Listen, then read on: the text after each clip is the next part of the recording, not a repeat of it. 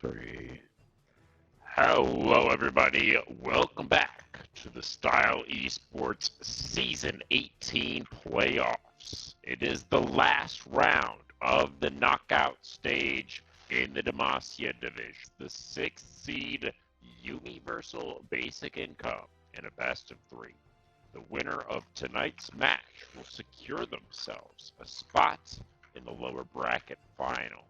Bringing you the call, I am Crewman 49. How's your week? I've never had anybody call me that. That one came out of left field. Glad to hear it. I'm Glad doing to great. hear it. We're going to get directly into this first champion select eyes. Are there any picks tonight that you're going to be keeping an eye out? Directly into the draft? Oh no, my. okay, they messed up. Alright, cool. No. I mean, okay, so I'm looking right now, really strong champions. Caitlyn has been really good this patch. I've seen some alongside the Jinx. 80 carries as a whole just feel pretty good at the moment. And then on top of that, we have things like Skarner, still really strong in the top lane, is a flex pick. So there's a couple of big picks that I expect. In terms of pocket picks, looking at things across here, seems like there's a possibility of a Malzahar. I see a little bit of Malzahar play. Ice highly likely as a support, so things can get a little bit hectic in terms of what we're picking. Yeah, of course. Like that you mentioned kind of briefly there, the patch, we are of course on 14.10, which is a real doozy. Quite a bit going on. Is rather all of those changes to the crit items. So the marksman, as you mentioned, Eyes, definitely feeling very powerful in this current iteration of the game. And the little bit of research I was doing for this matchup, do believe that both of these 80 carries do like the Ashe quite a bit. Looks like that is going to be banned away for this first game. We're going to have the Jinx. So I'm actually gonna take us out here real quick. Mute us. We need to redo our video. It's kind of broken. It sounds really bad. So I'm gonna reset us here.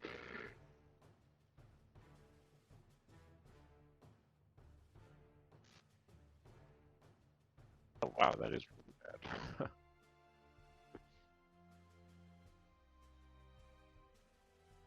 Wonder what happened there.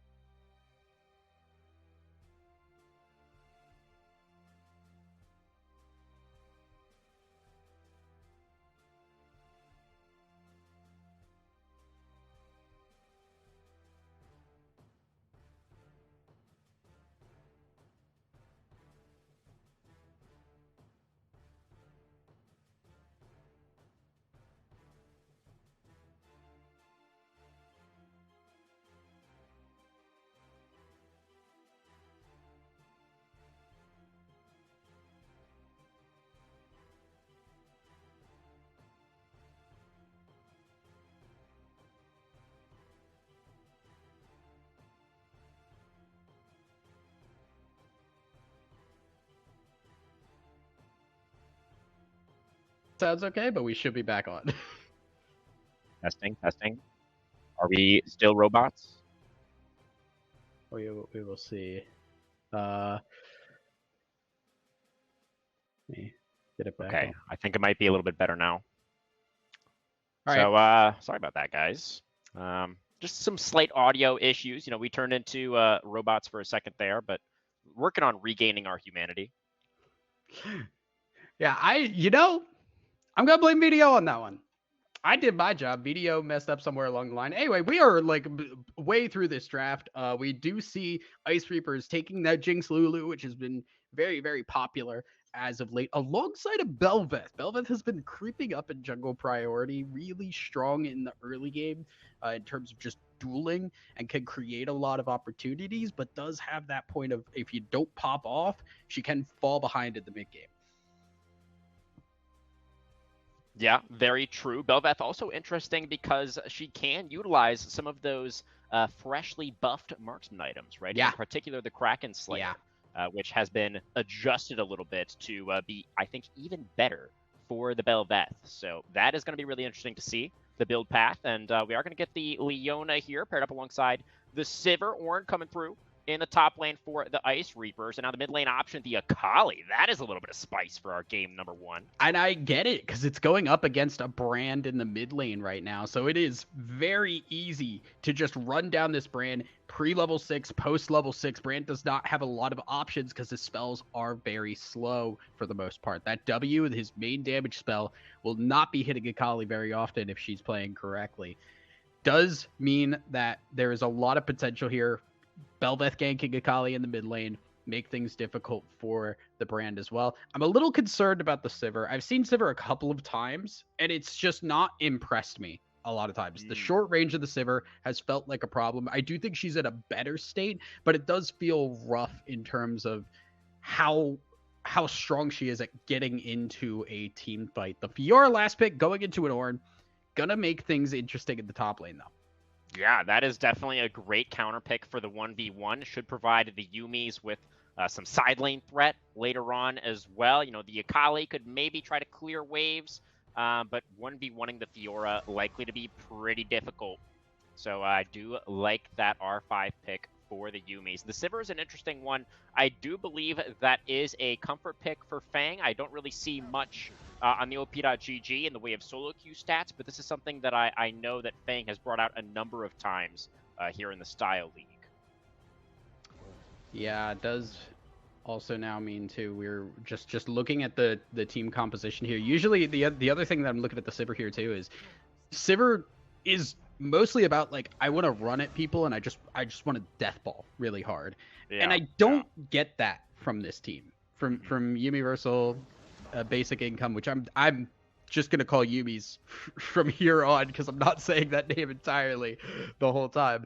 But usually Sivir's like, I want to just run at people. You have like stuff like a Swain or a like an Urgot, something that just really wants to stick in the fight, and that's not what we have for this team comp here. And on top of that, trying to go into a Jinx Lulu, if Jinx can keep at that range, things become very difficult because there's no hard tank here. You have a support tank in the Leona and you have a Jarvan, which is going to get beefy, but both of those together do not match what Ornn brings to the table. Yeah, 100% agreed there. Eyes on your notes concerning the Sivir. It does feel like it's not necessarily the ideal draft. You know, they do obviously have some good team fighting power here, some good AoE damage with the brand as well, and some good engage also if they are looking to start up these fights. But, you know, in general, you know, maybe not the best ADC that we could have seen as far as the team composition is concerned. But I want to quickly redirect our conversation to what really matters here, the discussion of the team name, of course. So Yuumiversal basic income, you know, you see what they were going for, right? It's somewhat clever. I want to give them credit for that. Well, but no, you are absolutely right that it's just a little bit too long. So here's the thing. I do like that when they shorten, like when they do the abbreviation, it's YUUBI. Yeah. And like that's cute. Thinking, is like we could just call them UBI to sort of give an homage still to the cleverness of the name without saying the whole thing. That's fair. But anyways, definitely Also, An props to interesting the team. logo. The logo's sick. Oh, true. Yeah, definitely agree there. Very, very nice logo. And the Ice Reaper is coming in with, it's a little bit more of a standard logo, but I like what they're bringing to the table here as well as far as the logo game is concerned. I will be saying Ice Reapers more. I think that's worth noting, right? I also like just going back to the game. I do like the composition that Ice Reapers have put together.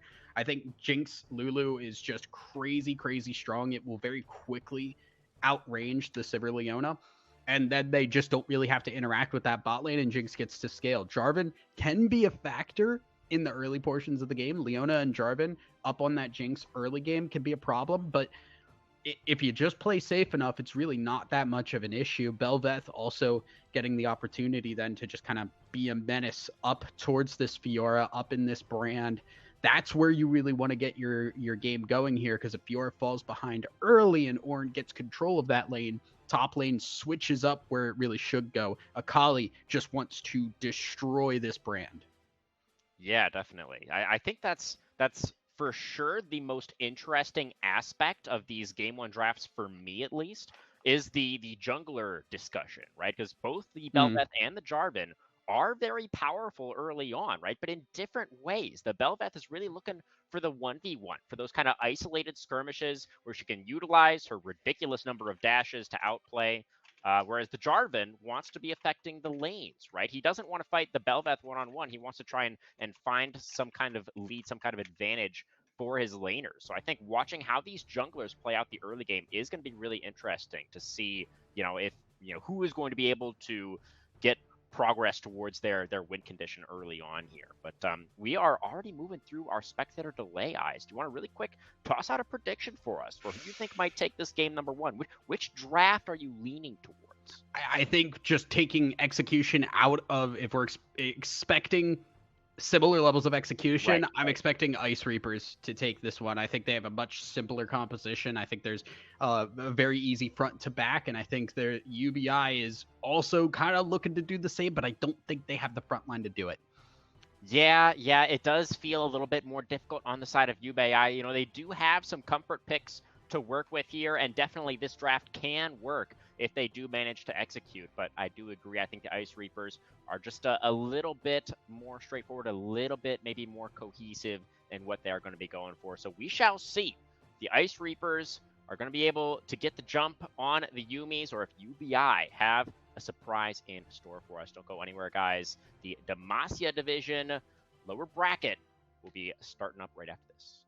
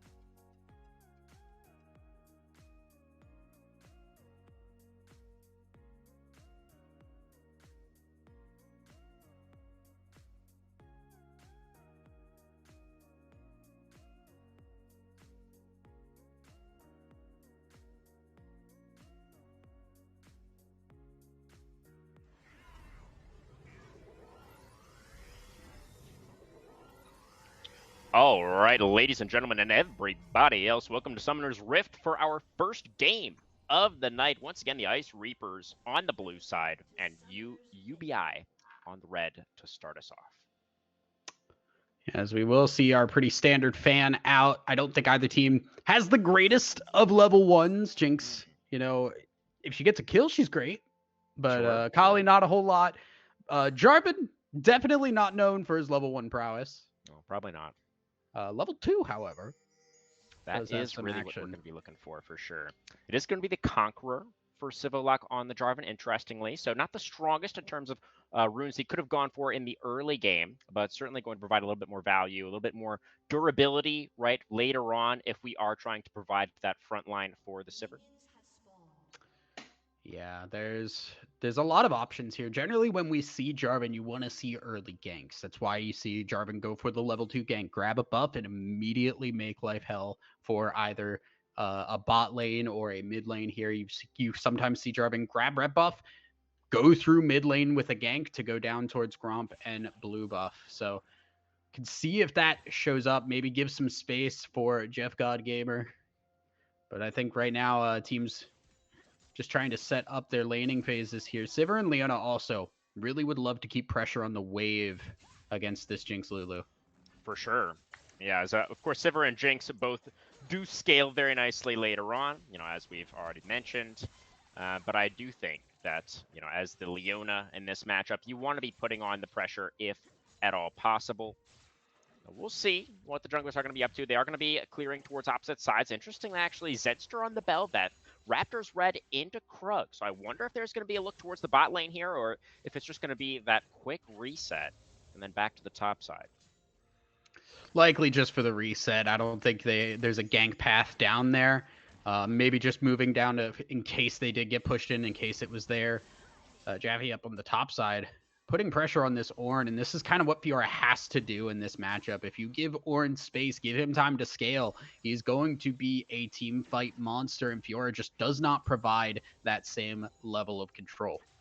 Yeah, for sure. That's one of the reasons why I think, as we were mentioning at the end of our draft discussion, that it does feel just a little bit easier to play out for the side of the Reapers. Is that some good damage coming out from the God Gamer? Jeff hitting some nice. That was a blind Q into the smoke there, and that is a lot of pressure on aim down. This is kind of like level 1 to like maybe 1 and 2 definitely feels like Brand should have the capability to just walk up and get some poke down, make sure Akali is low enough that when level 3 comes, you're not as worried. Definitely, yeah. Akali does tend to struggle early on in the laning phase, kind of regardless of matchup, right? Wants to get towards that level 6 mark before she's really going to have that kill threat. It's a nice little brittle auto coming out there from Rorschach. I think another thing that is, nice E, but another thing that is a little scary with Ord into Fiora is the brittle proc is technically a mini knockup, and Fiora can block that with the riposte, and that can be very true. There's a lot of risk there when you're like, oh, I'm just gonna go for my combo, hit my W, auto them, my funny little hit buttons abilities, and then all of a sudden you're stunned and super slowed, and things feel super painful. We do have Zedster looking for an angle in towards the mid lane right now. The Bel'Veth is going to shimmy on into the lane, looking for the knockup, is going to find it. Jeff potentially in trouble here, is going to find that Pillar of Flame on it too. The Shuriken connects, but Akali's not going to go in on that one. Rorschach in trouble, headbutts the wall, not going to get the knockup. I believe Jaffe already used the riposte up here. The Ornn is solo. This is a very dangerous situation for Rorschach. Jaffe. One wrong vital can be a problem for Rorschach here. Does have to be a little concerned. Does get the item build there. The armor will help out a little bit, but if Jaffe can keep getting these vital procs, keep Ornn low, Ornn doesn't have the same capability to heal back up. With you when you're trading grasps and Fiora's also getting the vital on top of that, Fiora does have the sustained advantage. For sure. Yeah, the item building capabilities of the Ornn, he cannot build consumables, right? So that is going to be a difficulty, potentially. Both top laners do still have the teleport, so... Oh, the dash in for the riposte! Rorschach dashes away in time! I think it's time to go home, Rorschach. You have that teleport. Let's go ahead and make use of that one.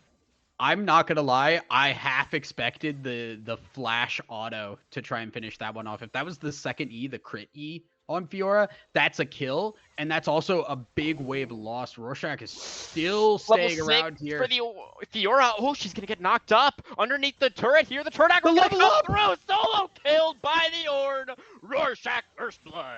All right, we cannot call that a solo kill. There was a lot of help from the tower there. No, I mean, like, really well played from Rorschach. Also, the level up was so huge there. Really, really bad timing for Jaffe to go for that. Does, however, mean Jaffe's team does get the dragon here with the control they've had on the bot side.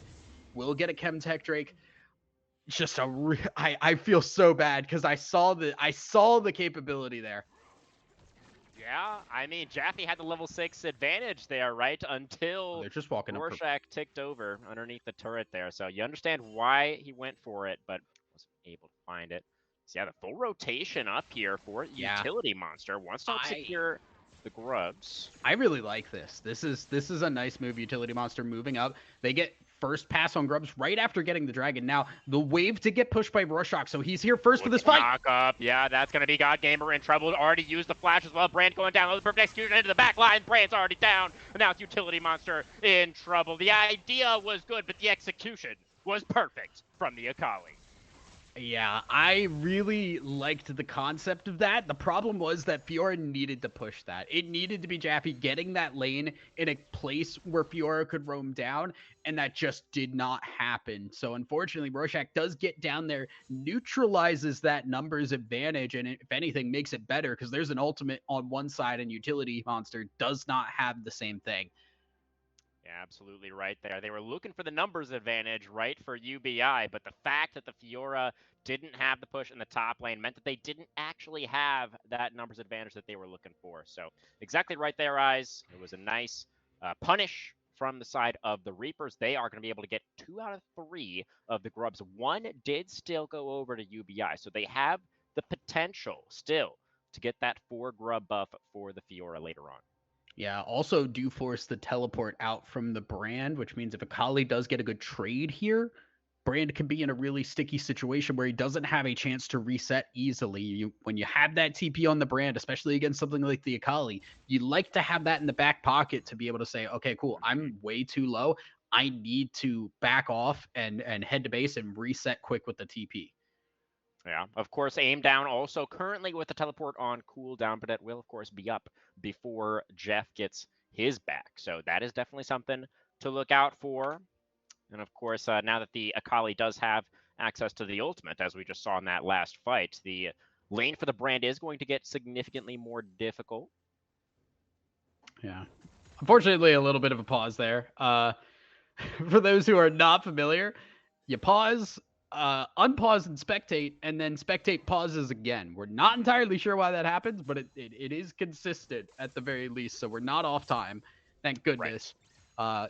Now we are also at a point, too, where we're seeing Jeff God Gamer has enough ability power to clear these waves and start roaming a little bit, right? Now Brand can clear waves super duper fast and start moving down to either the bot or the top side. I think a bot lane gank here, when you have Sivir, who doesn't do as much damage, but a Brand backing that up suddenly makes a dive or a gank very possible. For sure. And we already mentioned earlier on that we would like to see the Sivir Leona lane be a little bit more on the aggressive side of things, if possible. It feels like that would be really big for them. They do manage to pull that one off.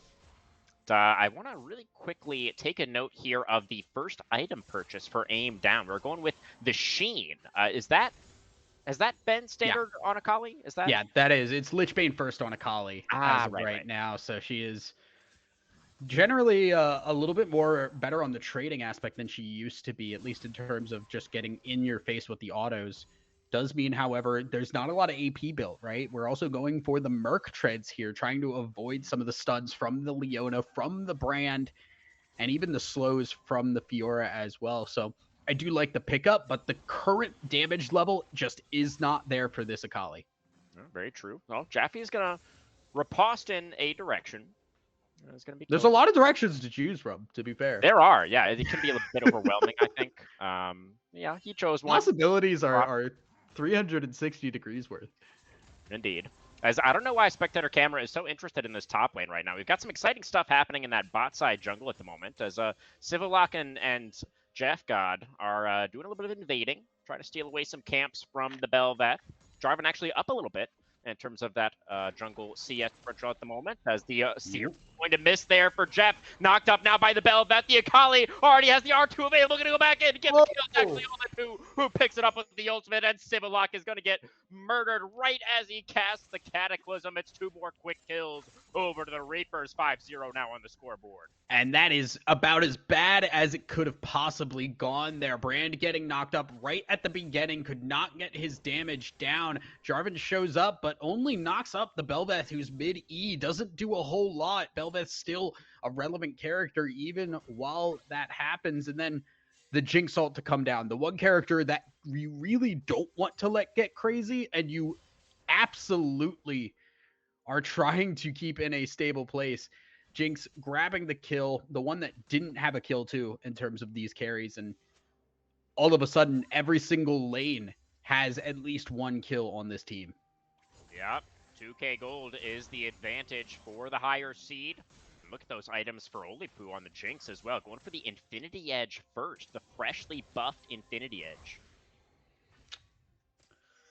Yeah, and as kind of expected, Infinity Edge has been really, really strong. It's why Caitlyn has been so good. Because where these other champs have been like, oh, cool, I get attack speed, crit, and attack damage. The champs that really love having that early attack speed, really, really happy with that. But Caitlyn, attack speed, not as important as being able to get a crit on a headshot and just bursting somebody. So is why we have seen a lot of Caitlyn. Jinx, not the hugest fan of it, but it does make her just more of a scaler. She's a little bit weaker on that first item buy, but once that second one comes through, the damage will be hitting hard. For sure. We don't have that item just yet, though. The Dragon is being started up right now. Knock up onto Fang. Sivir going to get chunked down a little bit. His Dragon is getting burned down right now by UBI. Civillock remaining on the objective, down to about 50%. Zedster moving in here, though. Bel'Veth about to get the flashback off cooldown as well. Pillar Flame dodged a little bit there. Oh, it's Bel'Veth. They've gone in a little bit too early, but the damage is coming out. The Dragon's going to go the way of the Reapers. Bel'Veth does get taken Jinx reset. Now, though. Oh, there is the resets for Olipu. Looking to clean up the team by Utility Monster. Not going to be able to get away. It's going to be another kill over to the Jinx. That's 2 now in the fight already. Jeff God is not going to be able to get away. Just go for the Sivir. Over to Olipu. The Fiora's teleported in. Is it going to be Jaffe able to save this one? Still full HP on the Fiora. Dashing forward. Gets the slow with the riposte. Flashing in. The grand challenge has been issued. Olipu. The teleport is coming in now from Rorschach. Might be a little bit too late. Will be able to keep the Jinx alive. Jaffe not going to push his luck any further. It's going to be another team fight win for the Reapers. They get the Dragon on top. Yeah, just good positioning there by Olipu. Gets up in there, gets the reset, just runs really far forward to make sure that Jarvan dies. From that point on, when Fang over Fang is already really low, the Fiora shows up super late. That team fight goes haywire from beginning to end. And now a 4-0 Jinx when you're already ahead. This feels like Ice Reapers should have this game in the bag. Yeah, they are in a really, really good spot now. They are going to be able to secure, it looks like, this full cohort of grubs as well. The second spawn, they're going to get up to 5 here on the grubs. Of course, not going to be able to get the full 6 because that one that was taken by UBI earlier on. But they're going to get most of them. And they have quite a significant gold lead now on exactly the people that they wanted. Feeling really good about their current position in this game number 1. Yeah, things looking good right now for Ice Reapers, and I kind of am at a point now where we are kind of expecting to see, I think, just them try to close this one out. I know it's like very early to say so. Gank but in the top lane. Rorschach is going to get stunned up a little bit, but the Ornn's got quite an HP bar on him already. Call the Forge God will come through, and yes, Zedster is here to try to clean up this utility monster, but that is going to be Civillock moving in as well. Nice sidestep for Rorschach there on the EQ, but still this Ornn is just too tanky. They can't take him down. A lot used there by UBI. They come away with nothing. I mean, yeah, it's really hard to do much against this Ornn. Look at his items versus Fiora right now. We are Bramble Vest, Sunfire Cape, and there's not even a completed item for Jaffe. You're not killing that Ornn, even with the help of a Jarvan as well. The Rylai's first item on the brand too. Think damage is not on this team. It is just still. I do question the Rylai's first. I think in this situation you need to get damage. The move speed slows. Yeah, they're great, but I don't think that's turning things when Jinx is going to kill you in a couple of autos anyway. I do agree. You know, the fact that Jeff is the solo AP on this team as well, you'd like to really see him try to pump up that damage, you know, as much and as quickly as possible. But that is not going to be the selection. You know, let's at least have the Sorcerer shoes, but yeah, not doing quite as much as he needs to right now. And this is going to mean the Herald does go over to Bel'Veth as well, her absolute favorite objective.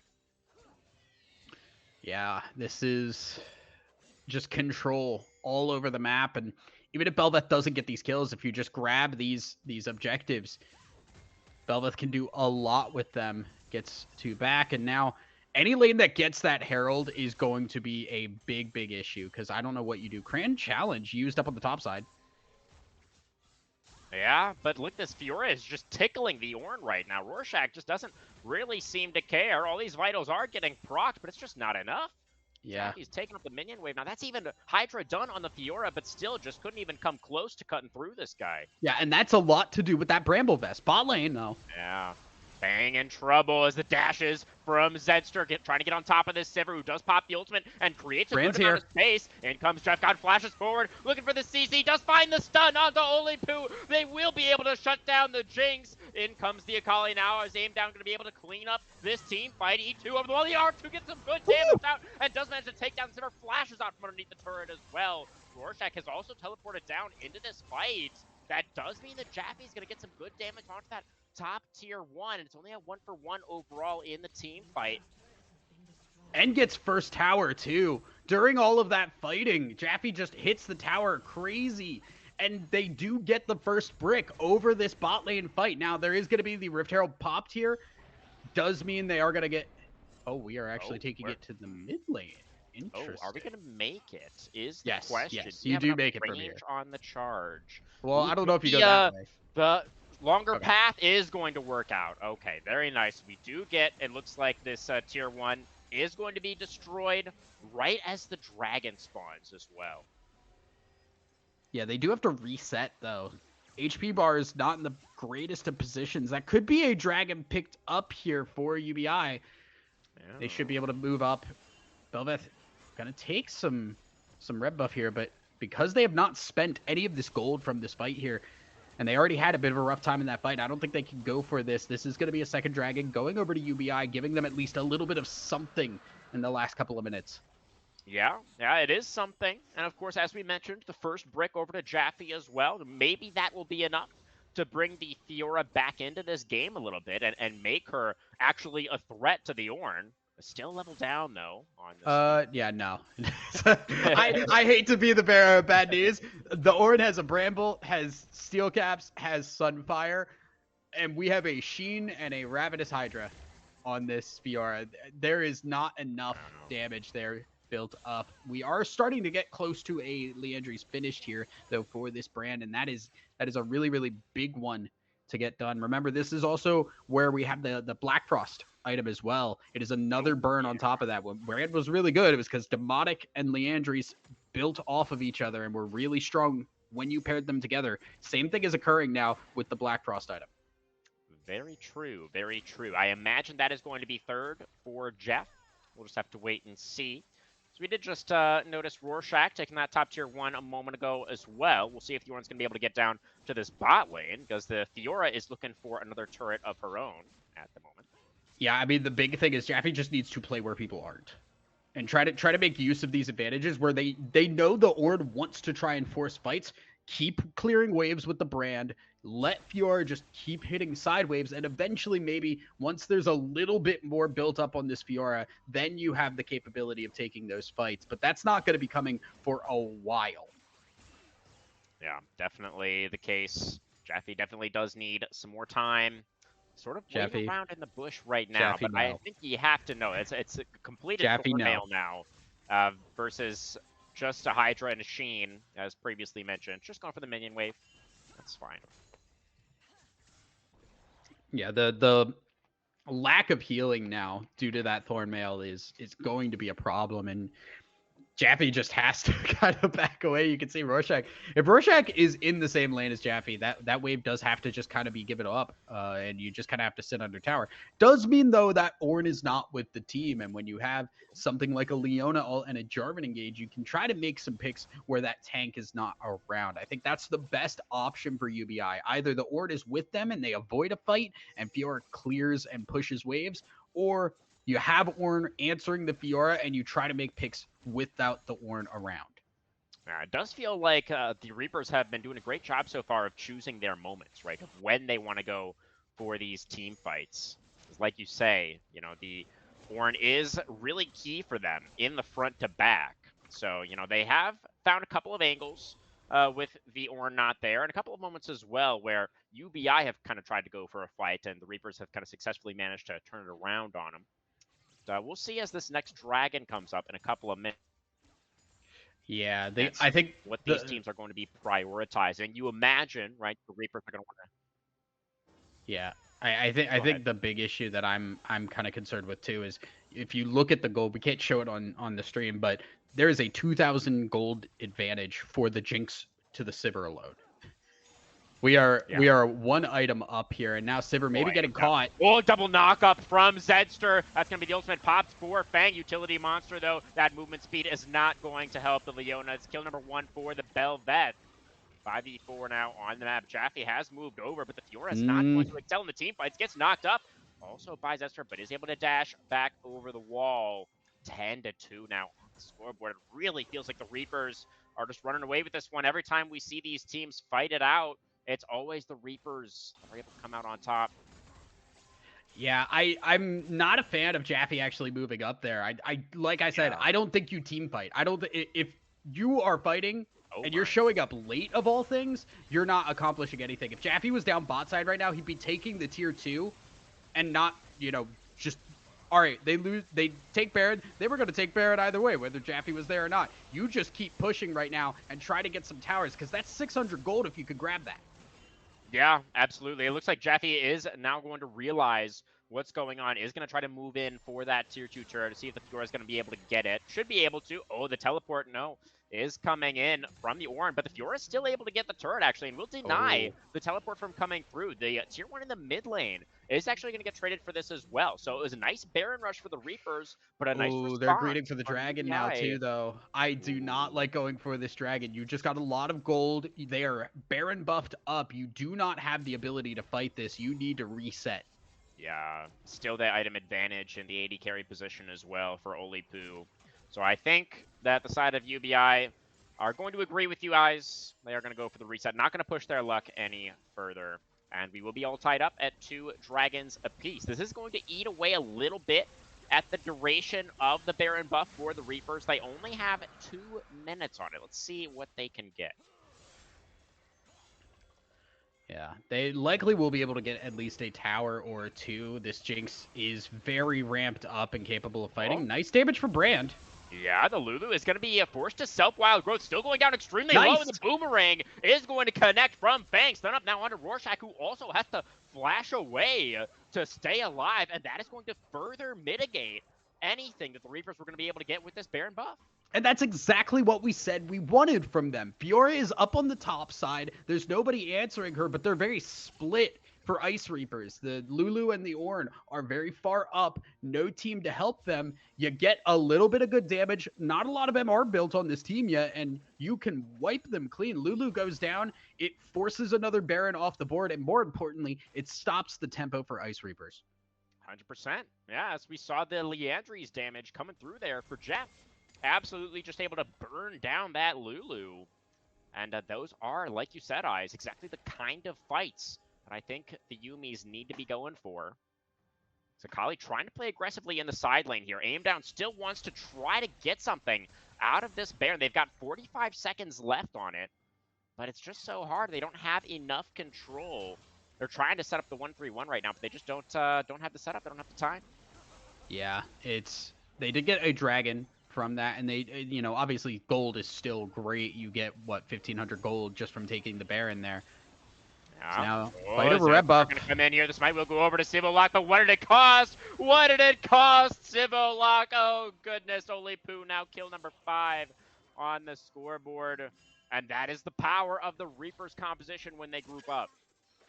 Yeah, and you can't, if you know that they are together like that, if you know the Ordald is up and there is a Jinx behind it, you have to give up your jungle. It's not with the fight. The knock up onto Fang. The Zipper ultimate is popped, trying to get away. It's only Rorschach underneath the turret right now. Aim down, not really able to get involved. The Shuriken does connect onto Jeff. Rorschach going down low though. The Akali is going to go back in, try to cover the top laner's retreat. The turret will be destroyed. The Ornn will survive. Sivir, no! Down, going back in, finds a 5-point strike. It's another turret. The Akali is going insane. Flashing underneath the turret. Ole Poo picks up the last, and it's a triple kill again for the Jinx of the Ice Reapers. Ice in their veins. Look to break into the enemy base. That fight was going so well for UBI. They pushed out the fight. They stopped the Bel'Veth from just going in and ruining their day.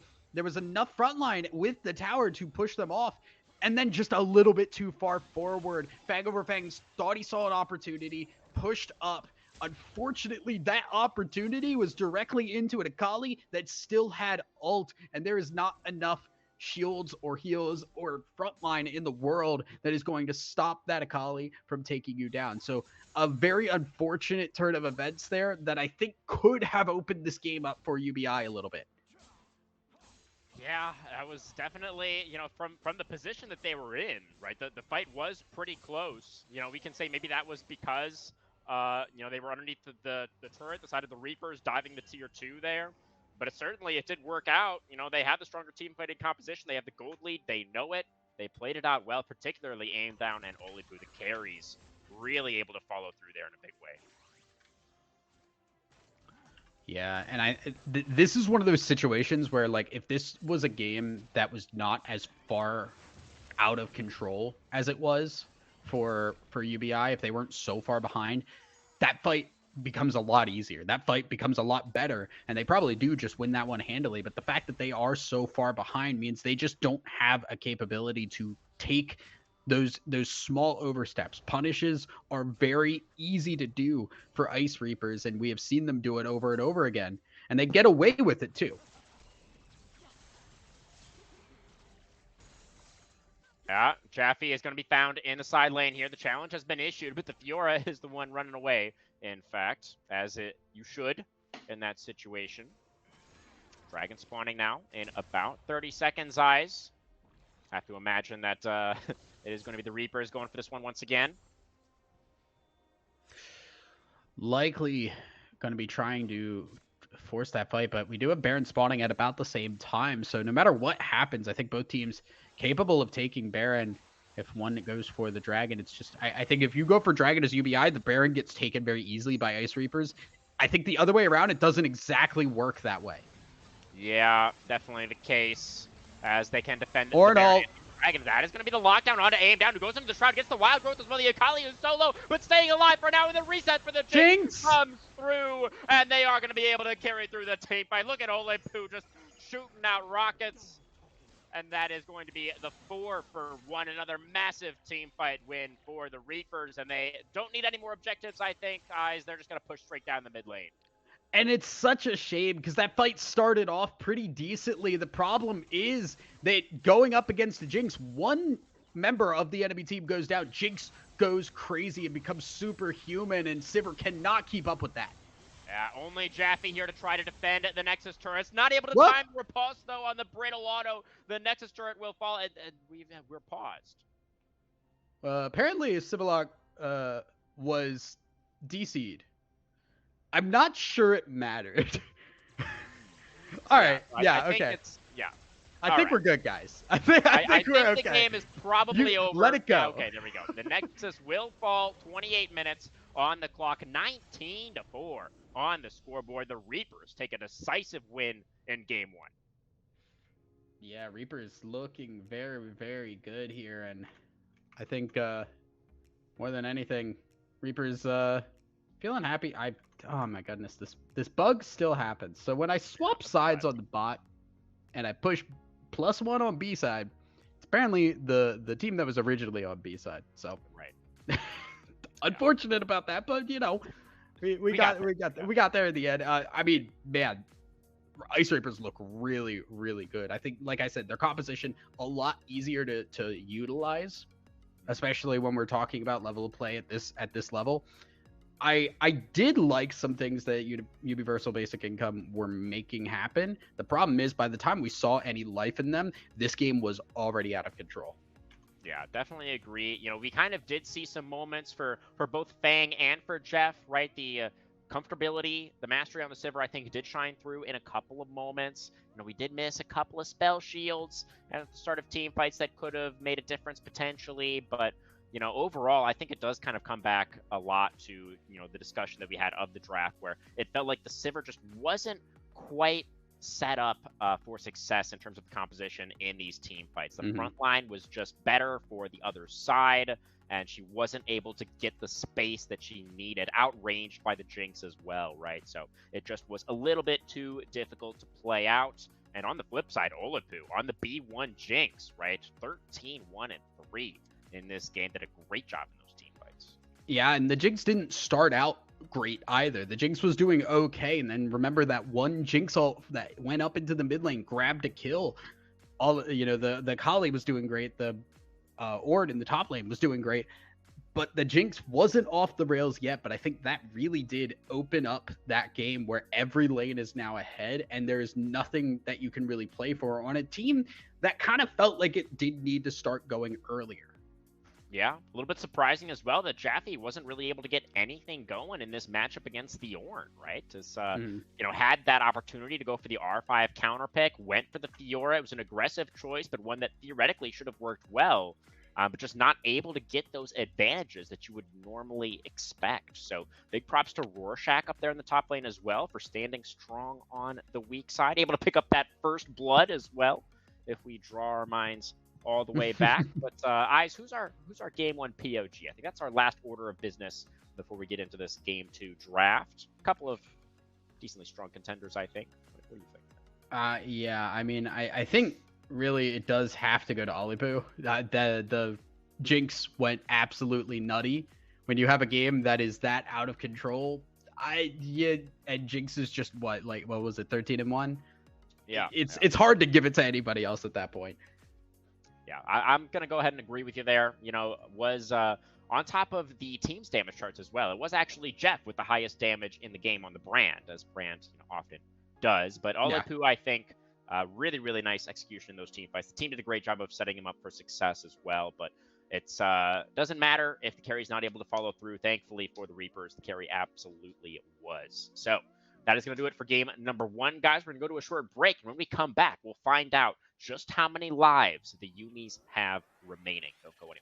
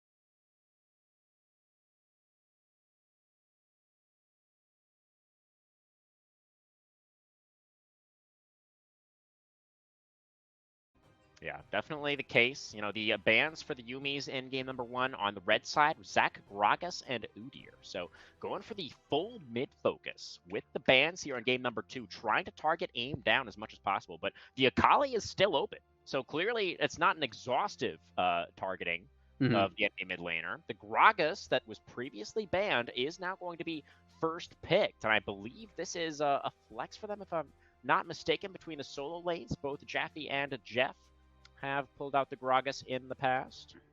Yeah, does seem to be the case, and I like this. I think Gragas is in a really good spot, and I think with Jinx off the board, your power picks are not there. You know, something like Kog'Maw. Kog'Maw has been pretty relevant with the Kraken changes. Another person or another champ rather that has really benefited from that. But when you don't have the ability to get the Lulu alongside it because you're on blue side, you do want to take something that you know just individually can be very strong on your team. The Gragas does provide that. Blitzcrank, currently the hover, would not hate that into this bot lane. Yeah, feels pretty nice into the Cog Lulu. You know, both champions without dashes, right? And if you separate either one of them from the other, can be very impactful, as the Lulu does want to stay as close to the Kog'Maw as possible, generally speaking, to keep buffing him up. Let's see what's going to be the pairing alongside the Blitzcrank. The Caitlyn, still available, that you were discussing earlier on. I think the Caitlyn's great here. It pairs well with the Blitzcrank really well. Sivir is the hover. Misfortune I'm a little surprised about. I don't think Misfortune's in a terrible spot, but I do think she's a little bit lackluster in comparison to something like the Caitlyn. And when you also have a Gragas on this team, that could be a problem when you pair it with that Misfortune. It has that anti-synergy that we sometimes see things go incredibly wrong with. That was actually my immediate first thought as well, was the possible anti-synergy there with the Gragas cask and the bullet time not necessarily always working out. And I do agree as well that the Misfortune, as far as AD carries go, has not benefited all that much from these crit item changes, you know, relative to some other characters. So the itemization, I think, will be interesting for Fang to see if it is still going to be that crit, or if the old lethality MF is still going to be pursued here. You did see the Sejuani on the R3, so the opportunity to target the jungler a little bit for the Reapers in this second ban phase. Jarvan already taken off the board. Yeah, the Sejuani here, I'm actually curious if this is a flex pick.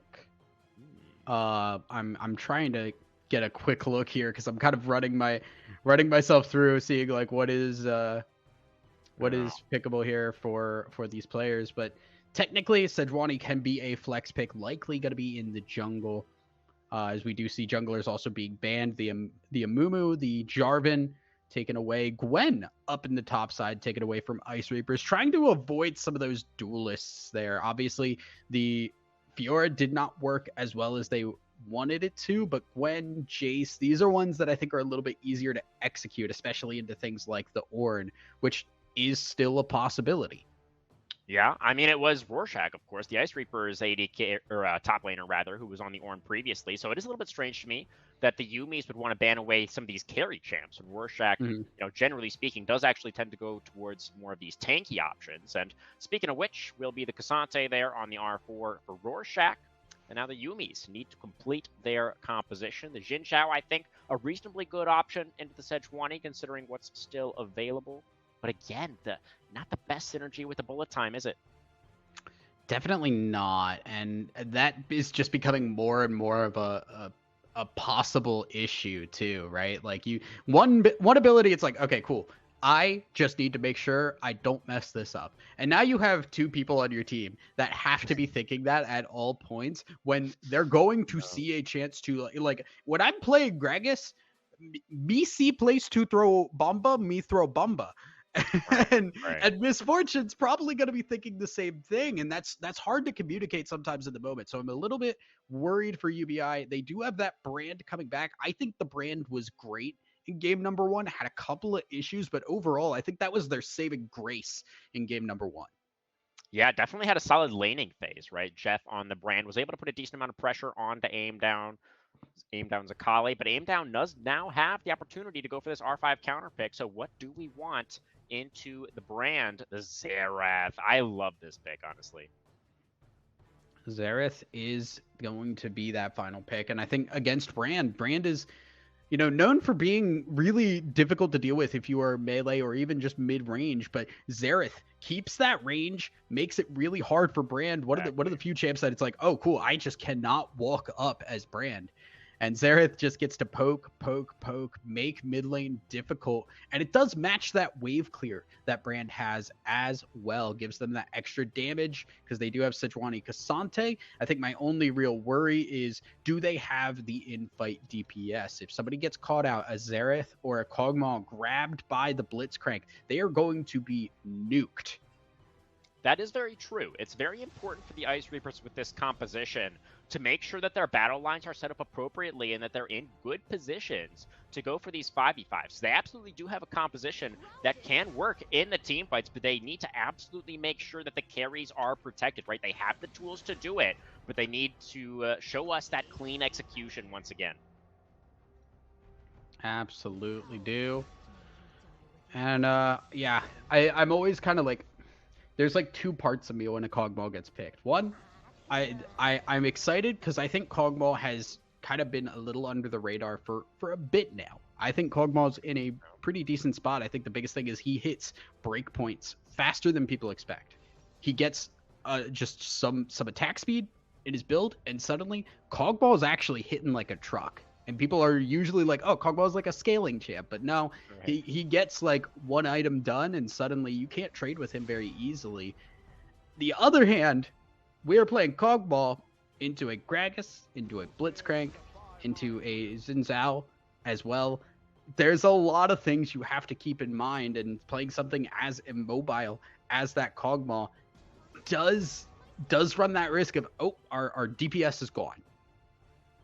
Yeah, definitely the case. You know, the Yuumis are going to be looking to create as much chaos as possible to try to get on top of these carries, and the Cog's positioning is going to be critical. You know, as we already mentioned, we need to see them make sure that they have their characters set up appropriately, they have their battle lines drawn, and they are going to be able to play out that front to back effectively. That's how they're going to need to look to execute in these team fights. And, you know, for the side of the Yuumis, you know, like you mentioned, they do have some interesting tools here to try to catch out these carries, but I feel like if they don't get those picks, you know, the Brand pick, you know, we're happy to see it because Jeff had a pretty solid game on it in game number 1, but I feel like that's another champion, right, where you kind of want all of your opponents to be clumped up as much as possible, right? And again, we're in this situation where both the Gragas and the Xin Zhao are kind of doing the opposite of that, right? And in general, it feels like more than not, this composition for the Yuumis wants to play, you know, in smaller skirmishes, not necessarily in 5v5. So it does feel like the Brand, for that reason, might not be easily able to get a lot of value. What I do like the Brand for is against Sejuani Cassante, that's a lot of health stacking, and Brand can really take advantage of that. They're not super mobile champions either. They want to dive directly at Brand. So they could just run directly at him. That is their way to deal with these tanks, because if Misfortune is building lethality, which I do expect, suddenly you just need something to deal with those tanks, and Misfortune will not do so. She is trying to get a bullet time across the Xerath and the Kog'Maw.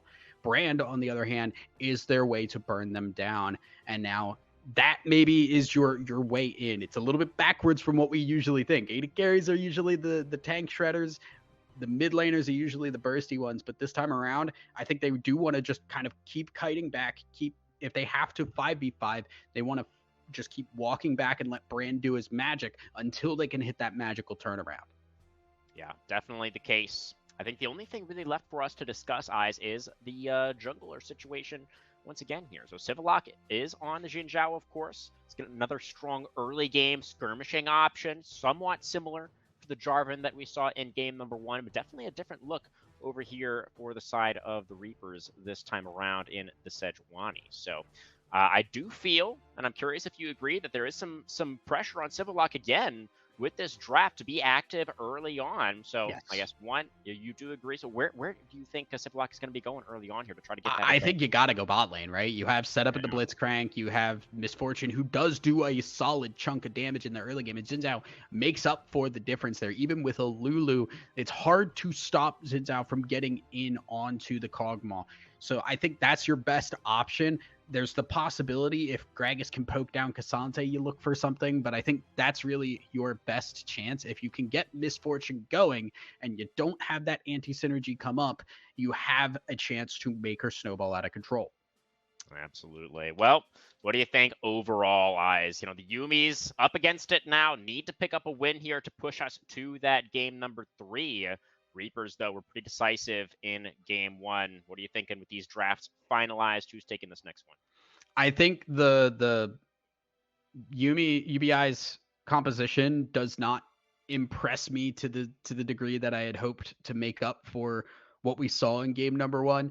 I'm not a huge fan of Ice Reaper's composition either. The Xerath, while it is good against the brand, feels a little bit out of place here, but I think between their execution in game number 1 and the fact that they do have this Kog'Maw with a very, very hard to pick Kog'Maw with this front line here, I'm going to put my money on Ice Reapers. All right. So it does feel like they have a very strong team fighting composition once again, perhaps indexing into their strengths that we saw in game number 1, but they are lacking some of that explosiveness, right, that they had with the Akali Bel'Veth. The Yuumis, on the other hand, feels like they're going the opposite direction, right? We probably can't match in the 5v5. Let's create some chaos. We'll see if they can do it, guys. Just one more short break, and then on to the Rift for game 2.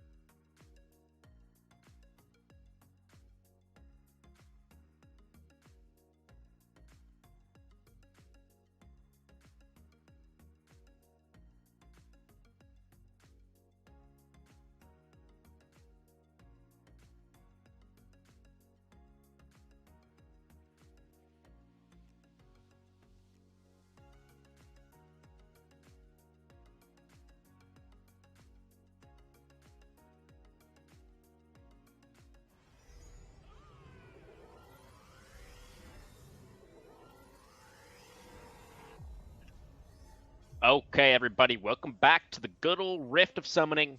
for our second game of the night. Different sides now. The Yuumi's now over to the blue side. Need the win here to get us to that game number 3. And of course, the Icy Reapers on the red. A little bit of a early look here from Civillock. Gonna get that ward on the chicken camp. The KFC ward. Maybe that one was coined by our friend Shinkari. Yeah, we're gonna get sued by that one, honestly. Like, well, I blame Shinkari. Yeah, well, you know, there's a lot of things to blame Shinkari for. I need to clarify. I love Shinkari to death. I have known him since before I started casting in 2017. Like that. Oh yeah. Shinkari, great caster. Yeah. Yeah, great, wonderful person. But man, if I have to go in front of a court and talk about the KFC word, I might be a little upset. Yeah, and that will be all his fault. But that will, of what course, yes, of course. You know, we'll see. Want to make that very clear. Well, of course. If for legal reasons, we do need to, clarify that. But it's all good. We are going to see our junglers starting on opposite sides once again here. Jin Zhao starting on his Raptors, interestingly. And we are going to see the Sejuani on her red, clearing down towards that bot side, which I do think makes a good amount of sense. Gragas Cassante, not the most interesting of matchups, although I'm sure the spectator camera will give us plenty of looks. There we go. Oh, absolutely. Yeah, there we go. Yeah. All right. That's what I need to see. Just two massive burly men just smacking each other. Oh, Q3. That's so good. Oh, grass proc. So nice. Over under on if we see every single grass proc in that top lane.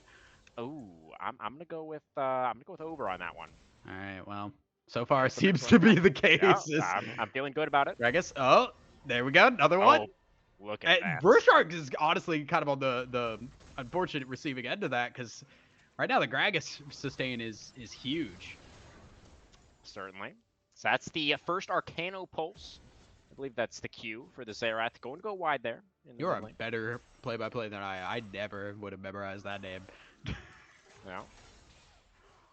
The Xerath is a little bit tricky because all of the spells are so similar, and just the way that they look. I mean, Shocking Orb is pretty straightforward, I guess, but the Q and the W, I feel, are very easily confused in terms of the names. There's a little bit of an invade coming out here. Civillock looking to steal away the enemy blue. It's going to be able to push the Sejuani out for now, but the rotation coming over from Megabro and Ulipu, and Jeff God going down pretty low here on the brand. Said Jin Zhao going to get stunned up. Who does this might go to? It's a little bit early as the W is going to land. The Sejuani ignited, burning down the first blood over to the Misfortune. The Jin Zhao is going to get traded back. Barrier popped for aim down. Has to flash that Pillar of Flame. The stun is going to land on a Megabro, and now the Lulu is ablaze. Grab! The hook lands, and that's going to be 2 kills for Fang on the Misfortune very early on.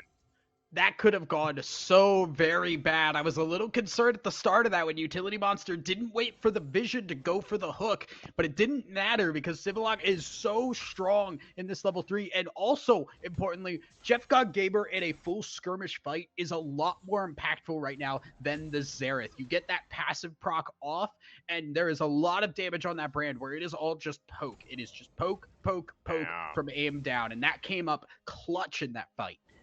However, Zedster did get the blue buff. So overall, I'm going to go with a win there for the Reapers. You can do that, I guess.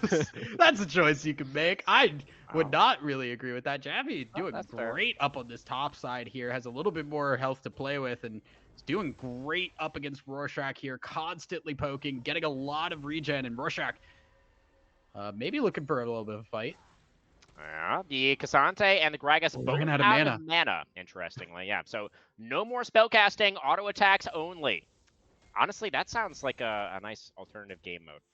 Auto attacks, maybe no, I would not like that. As Rorschach's not having a good time here, actually. The Jin Zhao has mana. That's just completely unfair. That is going to mean that the Cassante gets taken down. And 3-1 now. The Yuumis off to a nice start in this early game. EBI getting a really good start, and exactly what we needed, right? The Jin Zhao is just not going to scale to the same degree as the Sejuani in terms of team fights. You have to be active early. Already was in that blue buff fight, now going up to the top side. Sejuani's late on starting this dragon, and it gives Civillock the opportunity to move down with this brand, cutting off aim down. They even stopped the objective here. Yeah, mid-prio for Jeff. Utility Monster getting poked out a little bit, though. Slowed up is the Blitzcrank. No summoners to speak of. Stunned up by the Frostbite as well, and that's going to be kill number 2 for Olipu on the Cog. Yeah, I think that's a pretty inexcusable mistake there on the bot side, because there's just no reason you need to go up and ward that. You just saw the Sejuani. You need to make sure Zedster is gone before you move up to try and ward anything. Yeah, just didn't have a Civillock behind him. Utility Monster in that moment, so did get punished, but Civillock is going to be able to now move over. No! Able to dash on top of the Kog'Maw, who's so low now, but able to get out some good damage from the backline. Takes down the Xinjiang. The double up, though, is going to get the last hit on the Sejuani. There was a solo kill at the same time as Brand is able to take down the Xerath somehow. And that is going to mean a fight win over to the Yuvis once again. Yeah, they get the kill in the mid lane there because there is a level 6 on that Brand. The ult was used, aimed down, just not able to poke down the Brand enough, and you give him the space to walk up, he's going to out DPS this Xerath. Meanwhile, on the bot side, that fight honestly could have gone really bad there. Olipu hanging in the bush, making it really difficult for Fang over Fang to finish off that kill. But did eventually grab the Sejuani. Now, Fang over Fang. Oh, Olipu stepping up and has the shield from the Lulu. The last auto attack comes through, and the shutdown goes over to the Reaper ADC. Oh no, 4-0 is so problematic. Olipu is off the rails once again. We saw it game number 1. It's happening even faster this time. And just, they got baited. It was the heal and the barrier, both popping by Megavro and Olipu. Just cannot get baited by those. You gotta check those summoner spells before you go for those kinds of fights. Absolutely. It's a nice little outplay there from the Reaper bot duo. And furthermore, it is the lethality misfortune. You know, Fang does have that opportunity completed and is going to need to find some more opportunities real soon, because with that lethality MF, you need to have pressure in the early game, right? You need to be playing from ahead. Yeah, it's really unfortunate. As now what was a really good start for this MF, now Fang over Fang giving a lot of gold over, and the tier 2 boots already finished now on Olipu on top of the pickaxe and recurve bow. This Kog'Maw is gonna start hurting very quickly. I said before, Kog'Maw gets going really fast. It is the tier 2 boots. You get the tier 2 boots, your auto attacks come out fast enough that you start to hurt. The Grubs have been secured by Civillock, and the rest of the team, the hook lands, they got the mid laner. Xerath is going to flash away to try to stay alive. The Brand stun comes out on the Lulu. The right of the Arcane now is going to come out. That is going to mean a kill onto the Blitzcrank once again. Olipu able to stand strong, flashes forward, not able to get that last auto attack onto Jeff. The passive does come through, and Cog will get the kill in the end. I'm not sure if that was entirely worth it overall. The Dragon will now go over to the Yumis, which means they get both of these early neutrals. It was a hard-fought Dragon. The last couple of minutes has just been dragon fight, dragon fight, dragon fight. But we do finally see the Kog'Maw go down.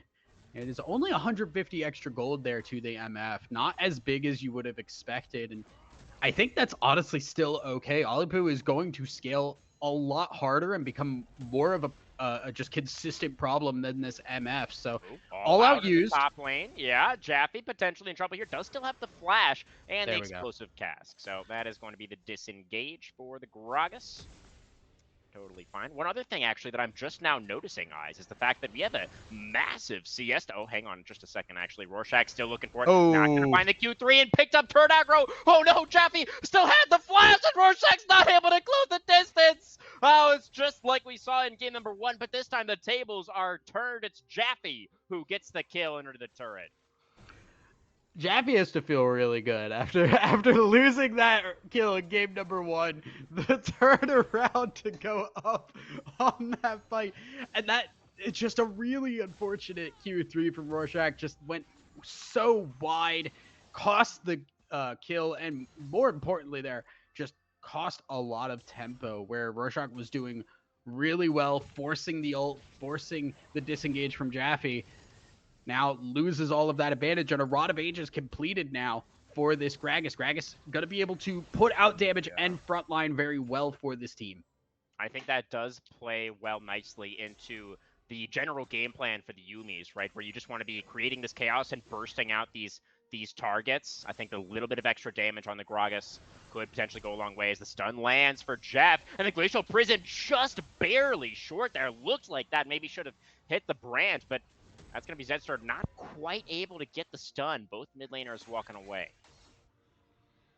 Xerath ulti used. The Xerath ult is going to be problematic later on down the line. Aim down, not putting out a whole lot of damage yet with just that lost chapter, but once we do start to see some more AP on that, it is really, really rough to try and deal with because those R's become really fast. 100%. That's the W is going to land. Jeff No is flash. So low. The Arcano Pulse, not quite going to land that one. Jeff will survive. No teleport, though. Means that the brand likely to lose a little bit of these minions. Yeah, Chappie really wants to try and back, but the wave has just not been crashed. Rorschach has been holding it in front of the tower and making it so if Chappie backs, then you lose out on a lot of minions here. It will just stay frozen. Rorschach going in. Away from the barrel there. Does have the all-out as well as the bullet time actually comes out in the bottom lane. That's going to be the hook landing as well onto the Sejuani. Zstar in a really awkward spot now is ignited. Will burn down to that summoner. Utility monster picking up the last hit. Olafou thankfully did manage to survive. But why are we staying? This turret. Oh, no. That is going to be another kill onto the Kog'Maw, although Civillock is going to go down as well here, but still, that is so huge for the Yuumi's able to deny a bunch of CS and get the kill. Big bullet time there for the MF. Fang over Hang hits it, pretty much the game plan. That is basically what you have to do every single fight in order to make this composition work. And they do manage to make it happen. They do walk away now, MF 5-1, but 7 kills on a Kog'Maw. You gotta keep hitting these hooks. You gotta keep hitting these engages, or Olipuu, one good fight is all it will take for Kog'Maw to wipe this team. Jeff on the way into the top lane right now, looking to potentially get some punishment issued onto Rorschach, as that is going to be the stun landing. The Blaze stack stacked up very, very quickly. Cassante is surviving for a long time, as Cassante often does, but I don't think it's going to work out for Rorschach this time around. It's just going to burn down here. Surely, a couple more auto attacks. Finally, they do manage to take down the Cassante. Ooh. But in moves Civillock. The hook is going to land onto the Xerath, but the damage just isn't quite here right now. It's Zinzao actually targeting the Sejuani, who does have the flash over the back of the pit wall, but will survive. All 3 grubs did go over to the side of the Reapers there. That, honestly, I think could have been punished harder there. They went for the grubs. Ice Reapers went for the grubs.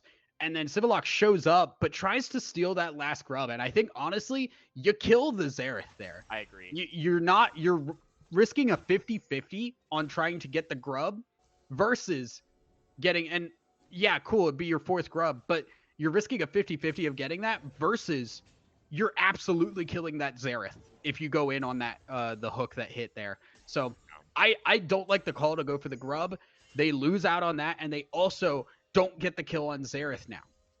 To be fair, Aim Down did also have the flash, and, you know, as a jungler myself, I understand. Jungler brain, you know, Civillock wanted the objective, you know, makes sense, but I do agree that it feels like higher chance of converting there if he would have went on to the Xerath instead. But all good. It is going to be 3 grubs apiece, and now we're on to the second dragon for the Yuumis. Really nice for them to be able to start stacking these up, especially considering the scaling and late game team fight power that their opponents have. As Utility Monster not going to find the hook there. The Wild Growth has come out, but a lot of damage from this Misfortune. The bullet time is going to force the flash from the Kog'Maw. Well, that's a nice catch in the top lane as Jaffe has cleared out the minion wave at the same time, but Rorschach is still Cassante, so is actually going to be totally fine. Zstar dashing forward, looking for the lockdown onto Fang, but the turret has been destroyed, and that means no defenses left for the Kog'Maw, who had already used the flash. Civillock gets the last hit on that one. They're looking to chase down Zstar as well. The Sejuani getting charged on audaciously by Civillock, but the assault, for the Arctic retreat rather, is going to come through from Zstar to get him back to safety. But this Misfortune now is in such a great position. I've been trying to mention, actually, Eyes, for the past, 10 minutes or so, the fact that Fang is building up a huge CS lead as well. Yeah.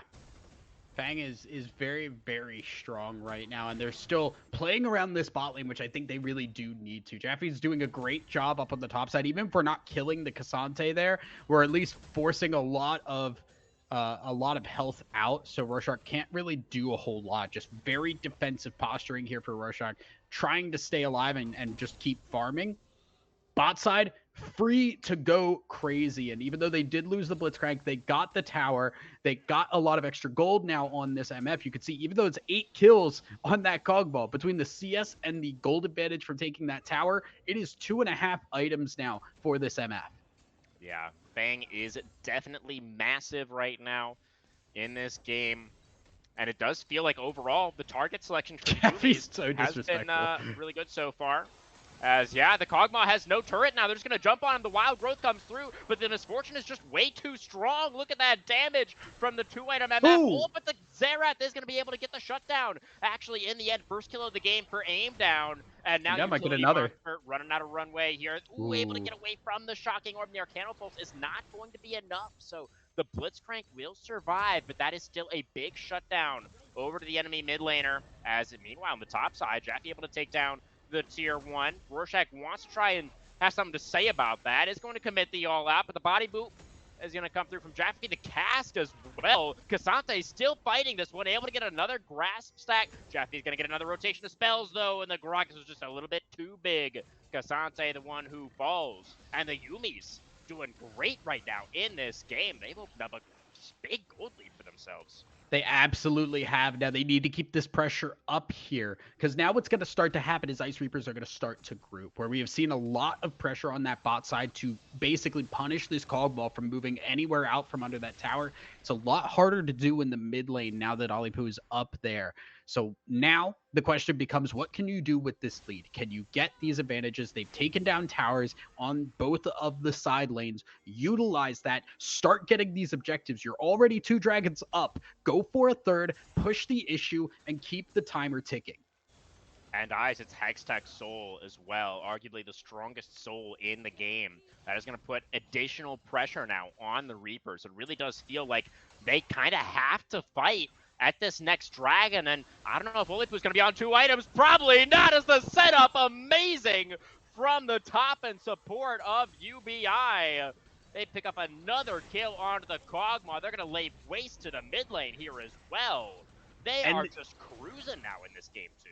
And this is just way too aggressive play from Olipuu. Olipuu has been like, okay, I got 8 kills. Like, I'm crazy right now. I'm amped. Now we're going for another fight. Prison, but without the Kog'Maw, you don't really have the damage right now. As the Reapers, I mean, Aim Down is trying to get this damage out. They at least want to defend their tier 2 turret.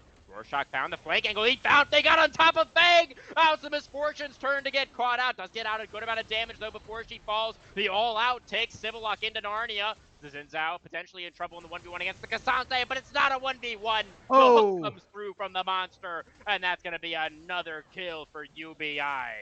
A crucial hook from Utility Monster to grab the K'Sante, pull him in, so it was no longer that fair fight, and K'Sante does go down. They do, however, kill that MF, and that is another bit of gold going to Aim Down. Aim Down now starting to hit a little bit, now starting to be a little bit of a problem, and when you have the MF sitting in place, if you're fighting at a point where Aim Down is not in that bullet time, you now get the chance to sit down, use that Xerath ult, and just bang on that MF non-stop, make life difficult for her to keep bullet timing. Zedster going to get cut off here by Jaffe, forced to flash away. That's 3 levels right now. The Sejuani is down on the Gragas. That is really rough. I mean, I guess the Reapers are going to have to give up this dragon as well, but they're really up against it now. I mean, Hextech Soul Point for Brand Misfortune. I mean, that is scary stuff. Yeah. Right now, the ball is in UBI's court. They can finish this game. And I think they have every opportunity to. This MF has been popping this game, and big credits to Fang over Fang. The bullet times have been absolutely perfect. For sure. Now they just need to keep going. Because if they do stop, if they do try to bide their time and they don't keep people responding to these tower pushes, you're giving more time for the scaling. The big issue, I think, right now for Ice Reapers is their tanks are not able to tank. The front line is not there. Oh, knockback onto the Brand, who has to flash away, but Jeff will survive. I think the right of the Arcane shouldn't be enough damage. Jeff is going to be able to get away from this one. Another hook lands on all into the bullet time for the follow, but Zedster interrupts with the Sejuani. That is critical. The Wild Growth's going to come out as well. Cog still able to hit for now. Cog spins out trying to get in range to jump onto this Cog, but can't quite do it. And that is going to be Shivalok taken down. Another kill over to aim down on the Xerath. And now Zedster's not done. Charging forward, not quite able to get that lockdown onto Jeff, though. It's just going to be that one kill, but one kill. And now, one kill maybe a little bit later. The Reapers still have a chance to fight their way back into this one. Ooh, nice juke. Oh, that could have been really bad. If that stun hit, I think Zedster was dead. Okay, this is the thing that has scared me about this composition, why I've been a little bit critical of it. Fang over Fang gets that bullet time stopped. That fight is done. That fight no longer looks good at all, and it gives all the time for Alipu to reset, get the Lulu ult, get the shields to stay alive, and fight that fight, and make things really problematic here for UBI. Fang over Fang just did not have the damage to keep fighting, and when the Cog Ball is still on the table, you are in a world of hurt. Yeah, absolutely. We can see the potential, right, still for this Reaper composition to still come online in the fights later on, but they are running out of time, right? They need to find a clean setup for themselves in the very near future to really keep themselves in this game. Look at how chunky Jaffe is on this Grog. It's level 15 now with that fully stacked Rod of Ages. Yeah. So large. Yeah, and they can keep pressuring like this. Jaffe is a problem that does not have a good answer. Utility monster moving up. Zedster, the Glacial Prison will land onto the Blitzcrank. That's another kill. They picked up another one, number 9, for only on the Cogbon. Nice damage there from the right of the Arcane as well, but Jaffe able to move over, cover Jeff's retreat. 2 minutes on the Dragon. It's one of those times, too, where I'm like, man, Vanguard is really going to show who's actually just really good at Xerath. now that Vanguard is in, we know, like, oh, these are real Xeraths. These are the real ones hitting these ults. And, man, aim down just hitting that right in a row. If there was anybody within range there, Jeff Godgamer was dead. For sure. 2 items now for aim down on the Xerath. Nice damage options as well, right, with the Ludens and the Horizon Focus. That is going to be pretty optimal in terms of damage output. So we'll see. It all comes down to the setup, right? Are they going to be able to get the setup that they need to give Xerath and Kog'Maw the time to hit, the time to get out this damage? We know they have. Collapse potentially coming through here from Zedster and the rest of the squad as the Misfortune's a little bit separated right now, but Fang gonna realize that. Back on underneath the turret. Oh my goodness, aim down is a problem. And these long fights are exactly what Ice Reapers want. They're just biding time, giving aim down all the time to burn down HP and utility monsters low. That's the tank! 20. Yeah, but as you say, that is not a priority target. The utility monster's so low. Flashes that burst from the Xerath, but not able to dodge them all. Aim down now on a rampage. 1 minute until the Dragon, and that pick should mean map control for the Reapers. Yeah, you cannot be hooking the Sejuani. You will not kill her. At the very minimum, she gets to jump away with the Q like we saw. So there's no capability to kill. And now you have Rite of Arcade. You have the Cog Ball. Yeah, Sin's Owl's down. Olipu, no! Oh, he was recalling on a ward. That is so tragic. Just when it looked like the Reapers were going to have a chance here, all hope is taken away. The last light snuffed out. Kog'Maw will not be back for the Dragon. This should be Hextech Soul unless Zedster can work some magic. Rorschach is trying to get a pick onto the jungler here. Maybe there's a chance, but no. Jaffe has found Zedster here in the jungle. The Sejuani in trouble is ablaze, burning down so low. The wind, it strikes, it becomes lightning, and the Yubies look for game number 3. The stun lands onto the Cassante as well, and it's going to be a poor little Lulu completely separated from the rest of the team. Position just infinitely better for the Yumis here in this one. They're going to look to put the finishing touches on this team fight and on the game. Hextech Soul going down now. They are taking their time. Rorschach, no, buddy. All right. That definitely makes it impossible for them to try and contest this Soul. There's way too many frontliners here. Jaffe honestly would happily trade his life there for it. Utility monster not hitting the hook. and they will just back away. Hextech Soul going over to UBI, the big one that they needed to get, and off of a very unfortunate back from Alipu. Caught out, dies, not able to show up for that fight, and now UBI, with all of the fighting afterwards, they're just running over to this Baron. A tragedy of Shakespearean proportions for the Reapers and for Alipu in particular. Had such a great start to this game, right? Was 4-0 at one point on the Kog'Maw. But the Yuumis just had his number down the stretch. They identified who they needed to take out, and take him out they did. Lots of damage thrown down. Jeff Cut Gamer, maybe not the happiest with that teleport. Not ideal. All right, guys, I get it. Immediately go back It's long range. The team has a lot of range. Well, one objective bounty back for the side of the Reapers, but this gold lead now is 8K in favor of the Yuumis. How are they going to execute with the Baron buff? They had it for 2 minutes still.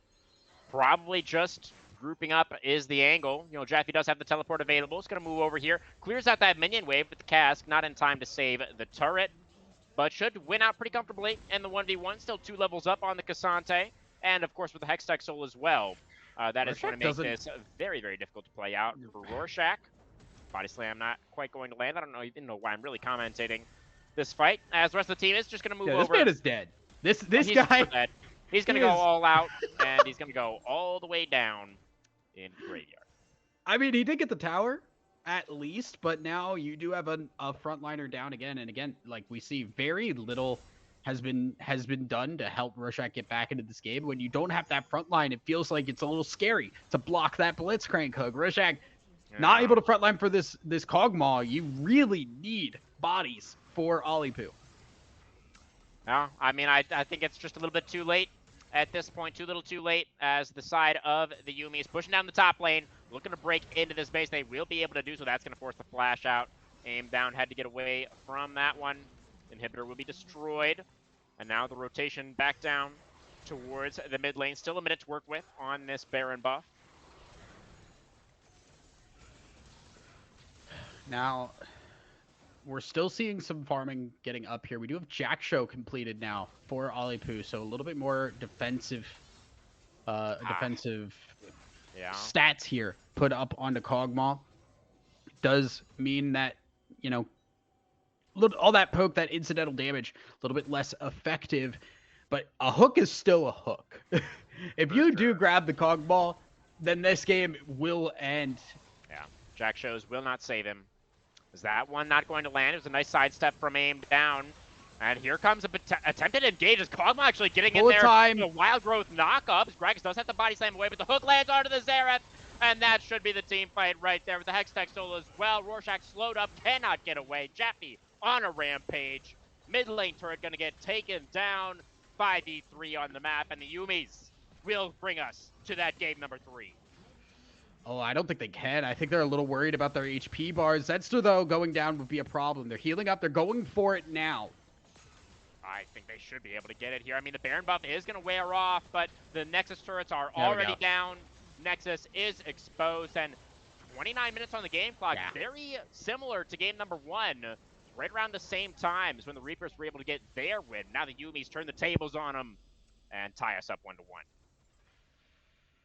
Yeah, that is a very, very rough game for Ice Reapers. They kind of just started off really well. Kog'Maw goes crazy, but unfortunately, they just don't have the ability to keep going for that. Alipu walks forward, takes a lot of deaths, ends up going down a lot, and that is just not the way you can play with the Kog'Maw. It's I loved seeing this. Why is the score doing this? Oh my goodness, I have to reset it every time apparently. But I like the Kog'Maw, and the Kog'Maw was doing well, but the positioning from Alipu just was not there. When you had the Jinx, a reset meant cool. I can position wherever I want because I run faster than Roadrunner. But this time around, Kog'Maw, you don't have Ghost because Ghost has been nerfed. You don't have any extra move speed for yourself. It's all about where you place yourself. And when there's a Gragas, when there is a Blitzcrank, one wrong move means everything. Yeah, absolutely right. I think the positioning for Alepu was certainly less than optimal in a few situations, but I think the main thing, what it really did come down to, was the fact that the Yumis had so many great tools for actually just getting on top of this Kog'Maw, right? They had, not only the Blitzcrank, but also, the Xin Zhao able to play very aggressively there, the Gragas, and even Jeff, on the brand. If you get in range to full combo in the Kog'Maw's general direction, it's probably going to look pretty good for you. So definitely props to the Yumis for kind of picking apart this Reaper's composition that we felt like was pretty cohesive, but they just weren't really ever able to get to that point in the game where they were able to 5v5 straight up, with the front line making eye contact. They never really had that straight up team fight that they wanted. Yeah, I think a little unfortunate if I want to give a lot of credit to UVI because they had a team comp that had to rely on the bullet time, and we saw what happened when it went wrong. It did not go wrong from that point on. Yeah. Perfect bullet times every single time from Fang over Fang, and they just could not stop MF from doing what she did. So lots of credit to Yuumiversal Basic Income for identifying that and really playing around it. Fang definitely had a great game on the Misfortune. Bullet times were excellent, as you say. Is that going to be our game 2 POG? I think it has to. Yeah, I think the bullet times were so crucial that they had to be. If you did not get a bullet time right, game was done. Yeah, I mean, that is the nature of Misfortune as a champion, right? She is so much around that ultimate, around being able to get that big AoE damage out. And I do think Fang's a really strong contender. I personally might actually lean a little bit more towards utility monster on the Blitzcrank. I thought there were a lot of great hooks this game. Yeah. Of course, there was a couple of whoopsies as well.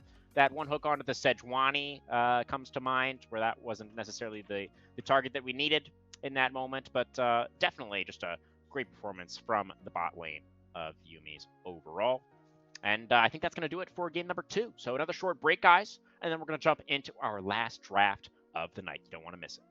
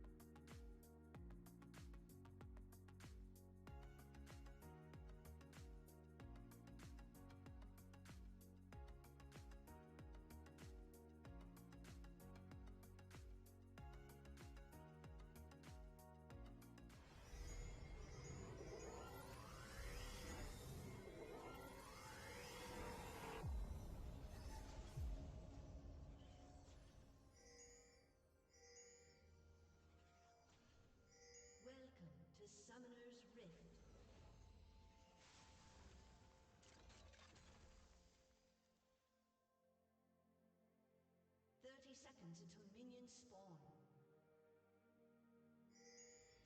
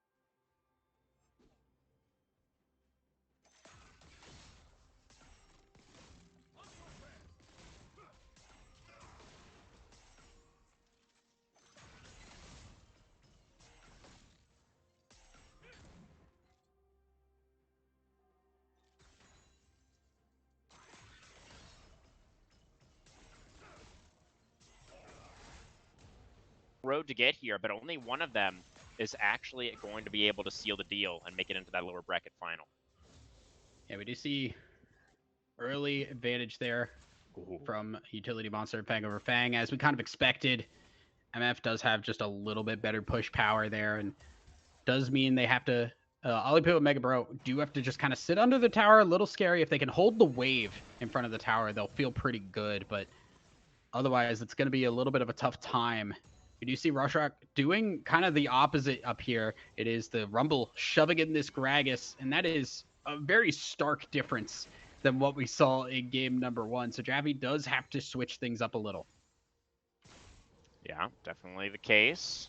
This is kind of what we expected with the different look for Rorschach this time around, you know, wanting to go for a little bit more of an aggressive look in the early game. So good look so far for the Rumble. And of course, we know that Civiloc's pathing down as well. So Rorschach should be able to keep up the pressure, at least for now. Ooh, we see Zedster actually going for the gank here before getting the Krugs. So will be there level 3. Civiloc is finishing this off here up on Gromp. Not actually done with the blue buff either. So with the brand getting the early wave advantage, they're going to take this scuttle, and then they actually can have Zedster just run directly up and take the other scuttle here. So Civiloc will be losing out on a little bit of extra farm. Yeah, it was a hard-fought battle here, Eyes, but the double scuttle will likely come through, and that is going to mean Ice Reapers moving. No, never mind. Yeah, Xin Zhao backing on a ward here is going to get tagged by the Winter's Bite. Just going to nibble at him a little bit. Is now going to realize that was on a ward, going to be able to clear that one out, and will now realize that the Scuttle Crab has been taken, but Zedster not actually going for that double scuttle, actually just going to fall back to the Krugs and going to allow Civiloc to make that transition up into the topside river and actually get a little bit of shellfish for himself. Yeah, he gets to get his raptors along the way too. I think that's a little bit of a mistake there to not punish the capability to grab a second scuttle. You can always go back to your Krugs a little bit later, but does now actually not even gonna go for the scuttle. No one wants the scuttle. Wow, this is very shocking. Not my junglers, that's for sure. we are dying at scuttle. We ride at dawn. For sure, yeah. As the hook will land on the Mega Bro, who does get really scared there. Despite not having turret aggro, will burn the flash anyways. Turret shot coming through there onto Olipip, but they did get the wave in. So a nice, comfortable reset here, I think, will likely come through for the Reaper. Okay, now we get the scuttle. Finally.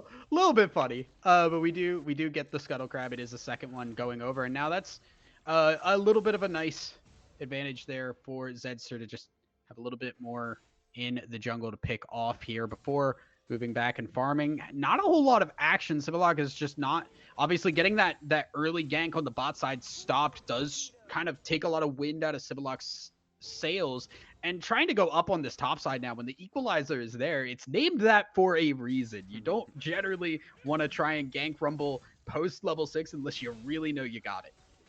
Yeah, it definitely can be pretty dangerous.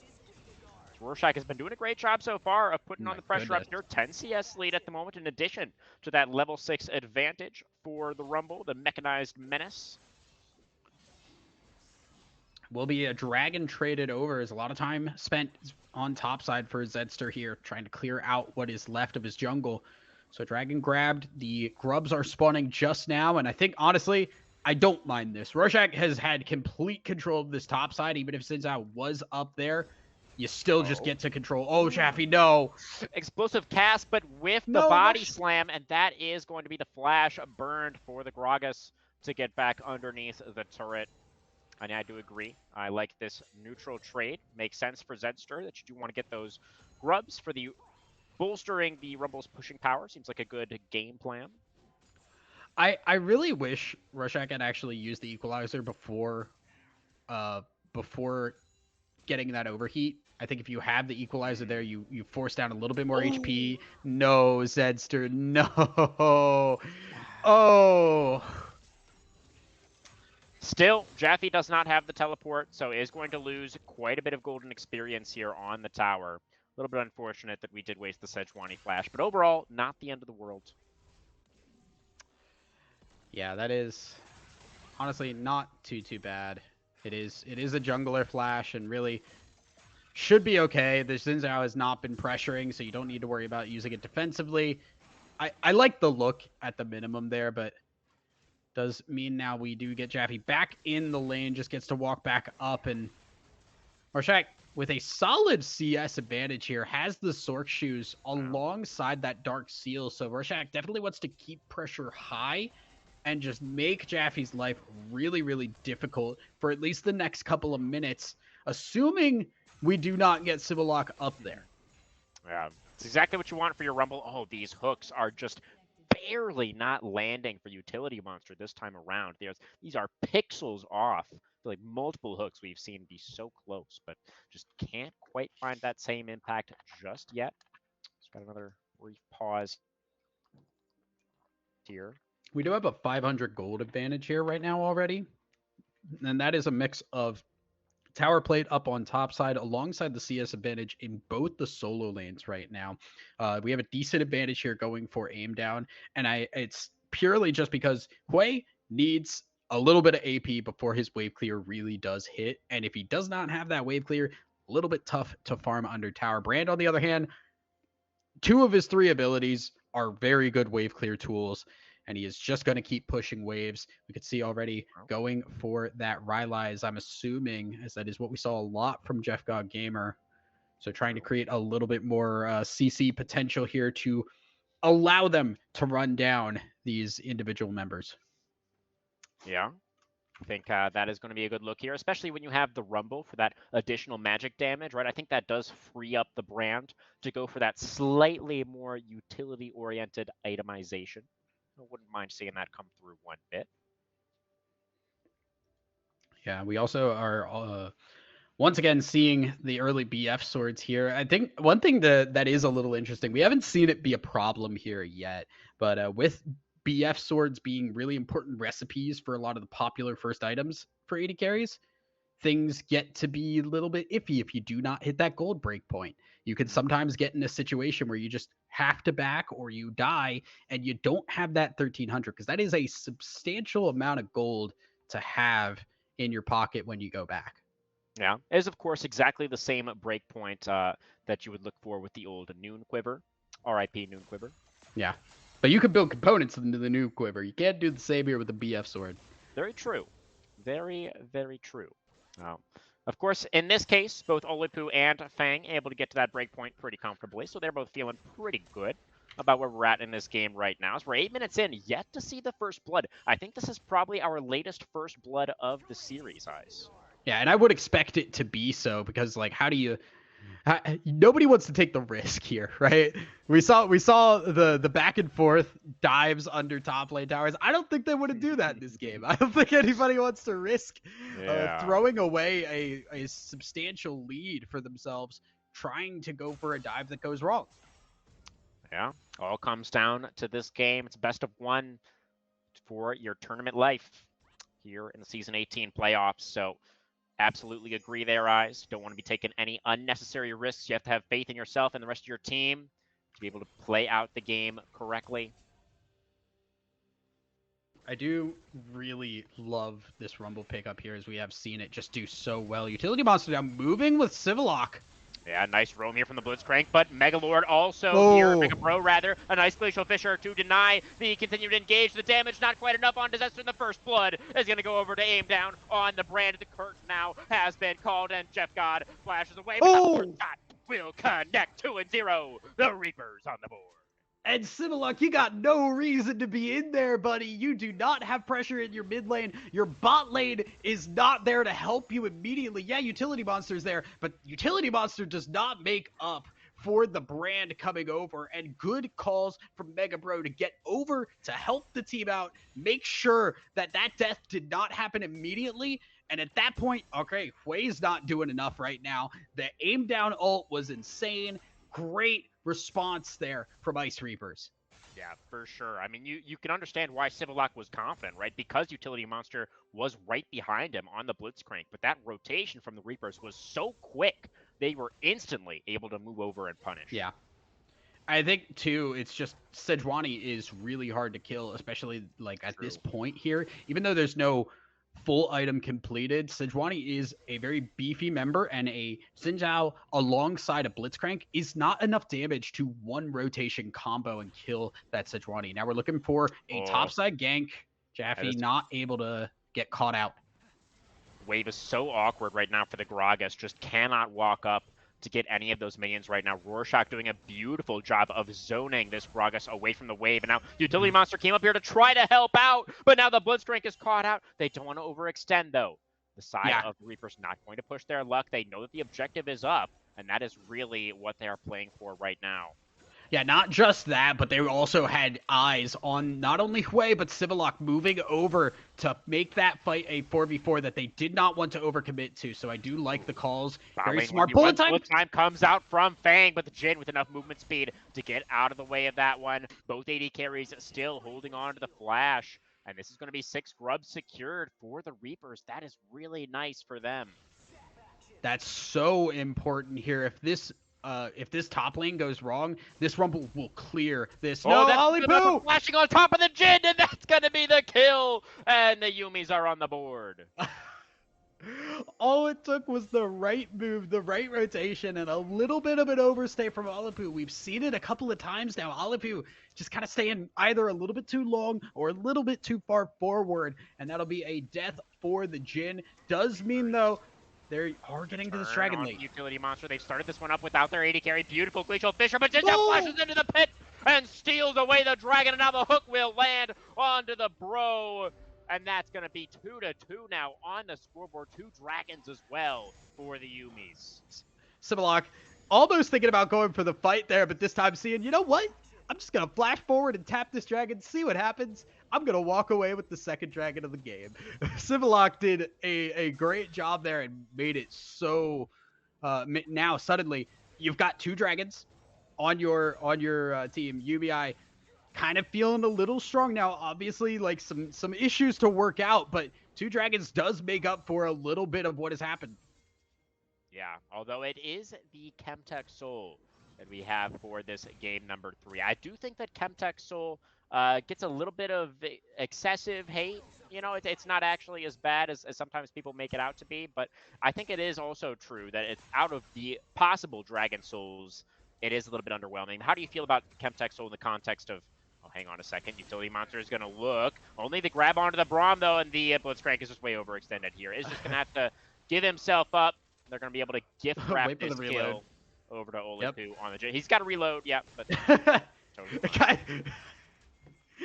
I'm just imagining a Jin sitting there in front of like a low health target, just like, guys, please, just a second.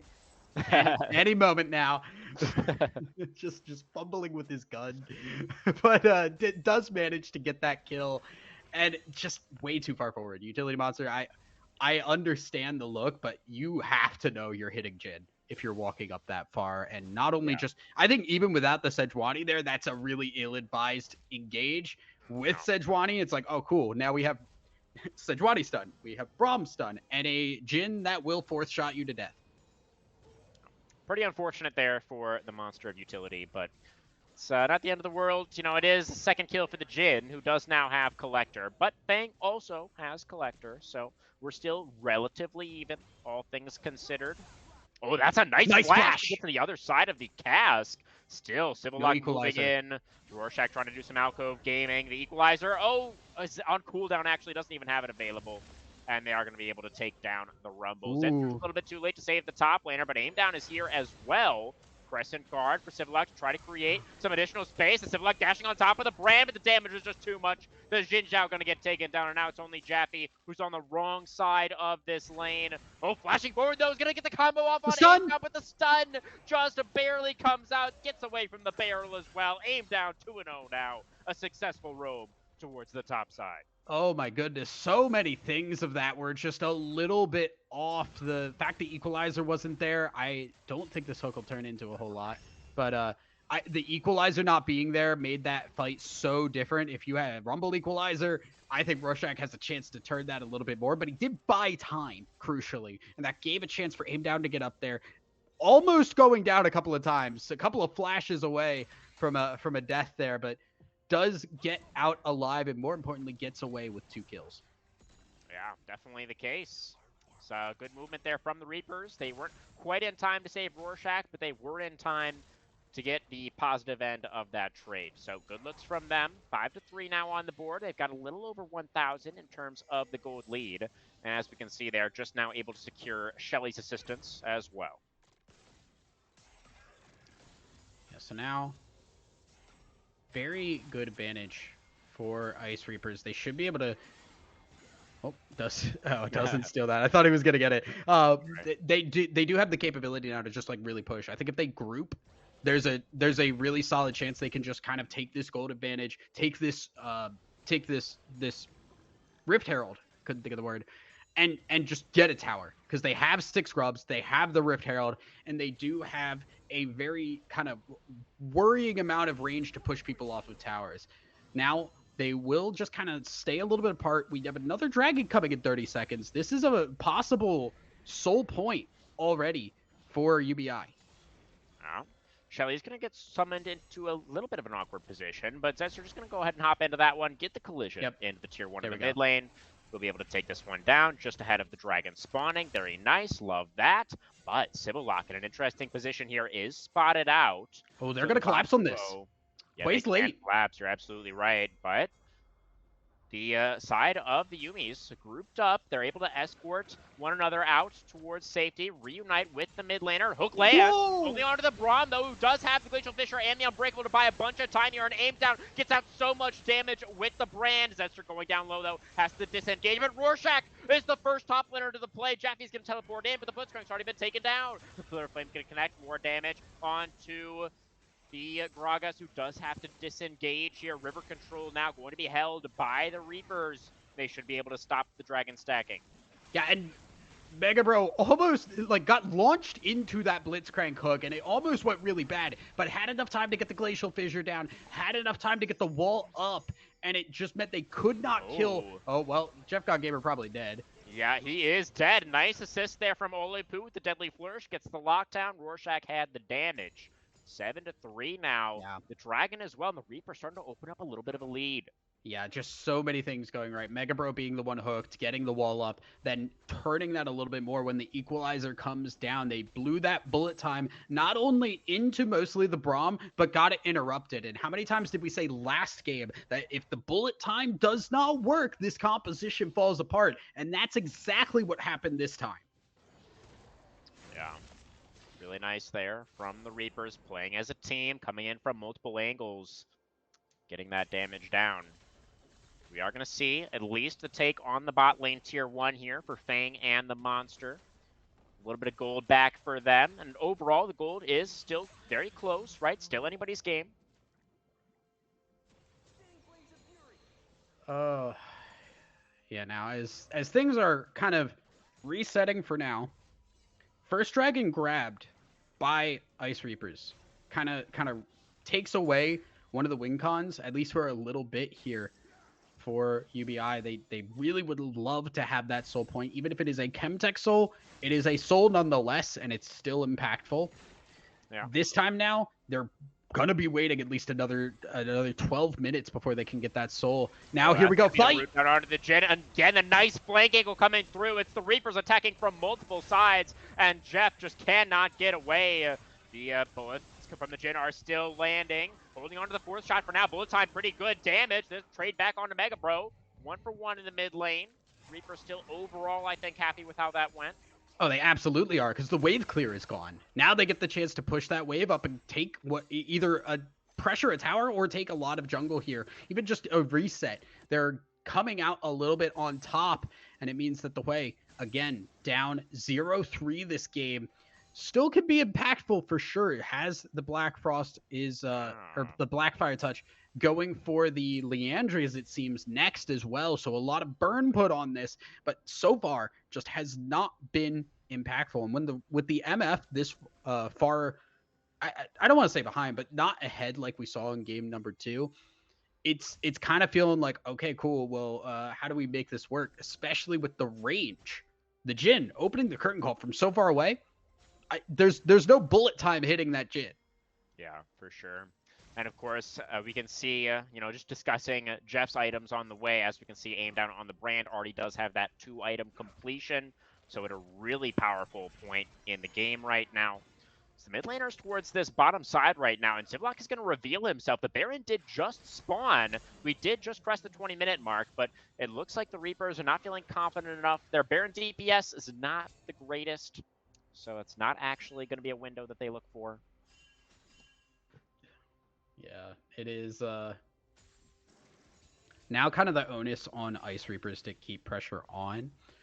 There is still a little bit of a fear because when we are talking about the composition that UBI have put together, what they want is people to run into them. If they are set up correctly, a team running into them is great because you have Hwei ult, you have MF ult. It's kind of perfect for that. But the problem is they're getting caught. They're getting picked out, and they're having to fight a team that stays so far away from them. If they kind of stay a little relaxed on that, Ice Reapers, things kind of go a little haywire from that point on. Yeah, their setups have been really good so far, the Reapers. It is a lot on the Sejuani and the Braum, I think, to get that initial lockdown, right, and set up for the damage to come through. It feels like they have been finding good angles so far. Yeah, it's just kind of on them to stay relevant. Ooh, this is a TP for the Baron. They are going hard for that because there's 3 people bot lane. Why are there 3 people bot lane? Well, this Baron is just gone. Look, Civillock's not even in the area either. He's not even in the same zip code. That man is in another continent. What just he happened? is not getting over to that Baron. This game was so close.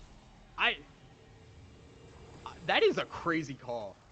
Wild call from Ice Reapers. Just seeing them bot lane and immediately going, TP, we are going now for this. And even with a Jin, right? You look at Jin and say, that's not usually a Baron taking 80 carry. You got the brand, you got the rumble. That's all you need. Double Leandries will burn that fast. Yep. And you get Baron for free. Now you do have to get over to this dragon.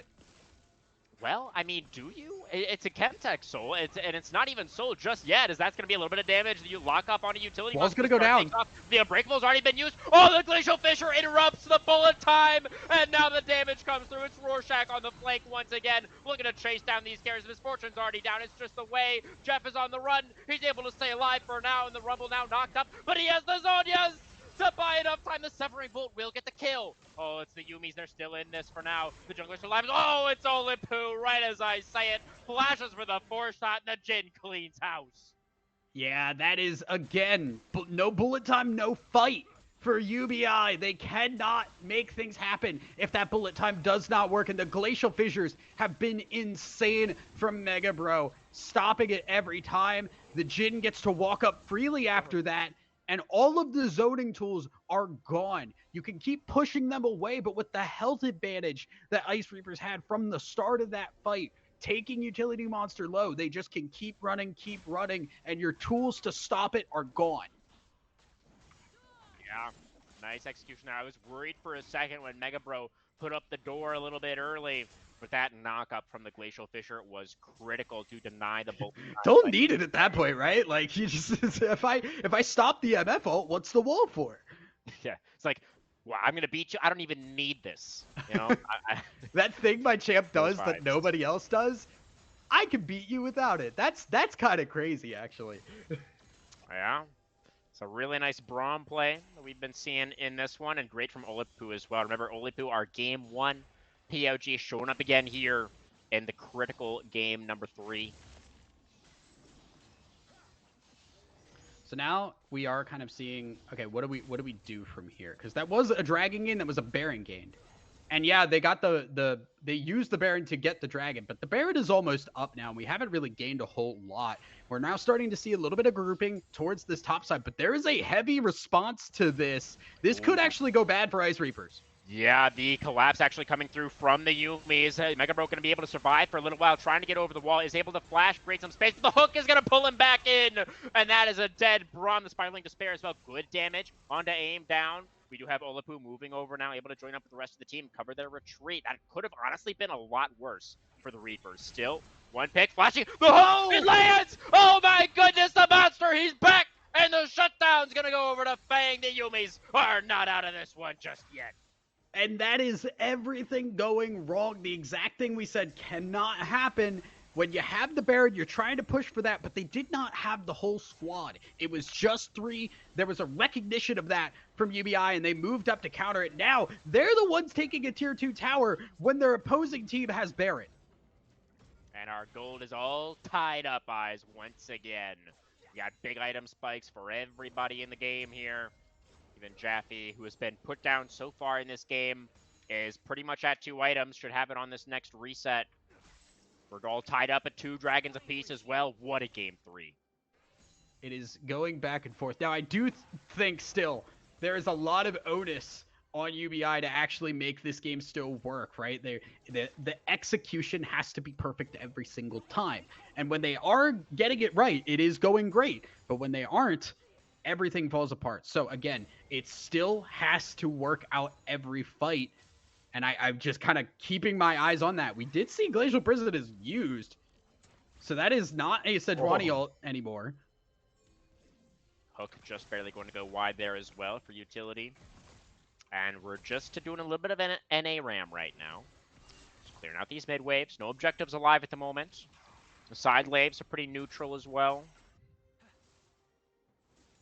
I think we're seeing a little bit of a hesitation here from Ice Reapers. They've seen an early lead evaporate into a very similar composition, and they do not want to have the same thing happen this time. But I think they are playing a little bit too passive here, because now, Cask. yeah, this is Rorschach getting caught out again. Oh, the rotation again, yeah, from all of the Yuumis have come up here, and they're going to be able to punish this Rumble. Fang over Fang now on a rampage. Kill number 5 for the MF, and nobody on the side of the Reapers is in position to get anything on the other side of the map, right? That's just another pick. That's just more gold for the Yuumis, and they now actually have the lead.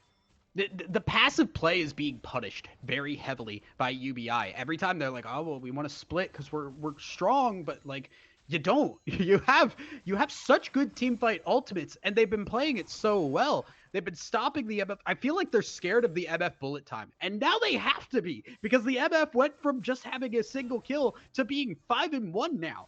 It's so scary to try and walk into this, and all of the time has been bought. There is now a lot of gold spread across these carries, and we can now see another dragon fight starting in 30 seconds. 3 items now for both of our previous POGs. Olipu and Fang are both extremely strong now. It's going to be a huge team fight coming up here for this third Chemtech Dragon. Currently, it is the Yuumis getting control in this South River. Going to get control over the mid wave as well. Baron also up. Oh, that hook is going to go wide. Oh, it's going to flank once again from the Sejuani. The bullet time is not really going to get very much value, and now the curtain call comes out. It's already 2 kills. Oh, now actually the bullet time hadn't been used yet. That is going to be a kill back now for the Yuumis, but still a man advantage on the side of the Reapers. That's the 4-shot coming out. Jaffe chunk down low. On the retreat now. So many cooldowns have been used for both sides, but with that man advantage, this should be the Reapers able to convert into the objective.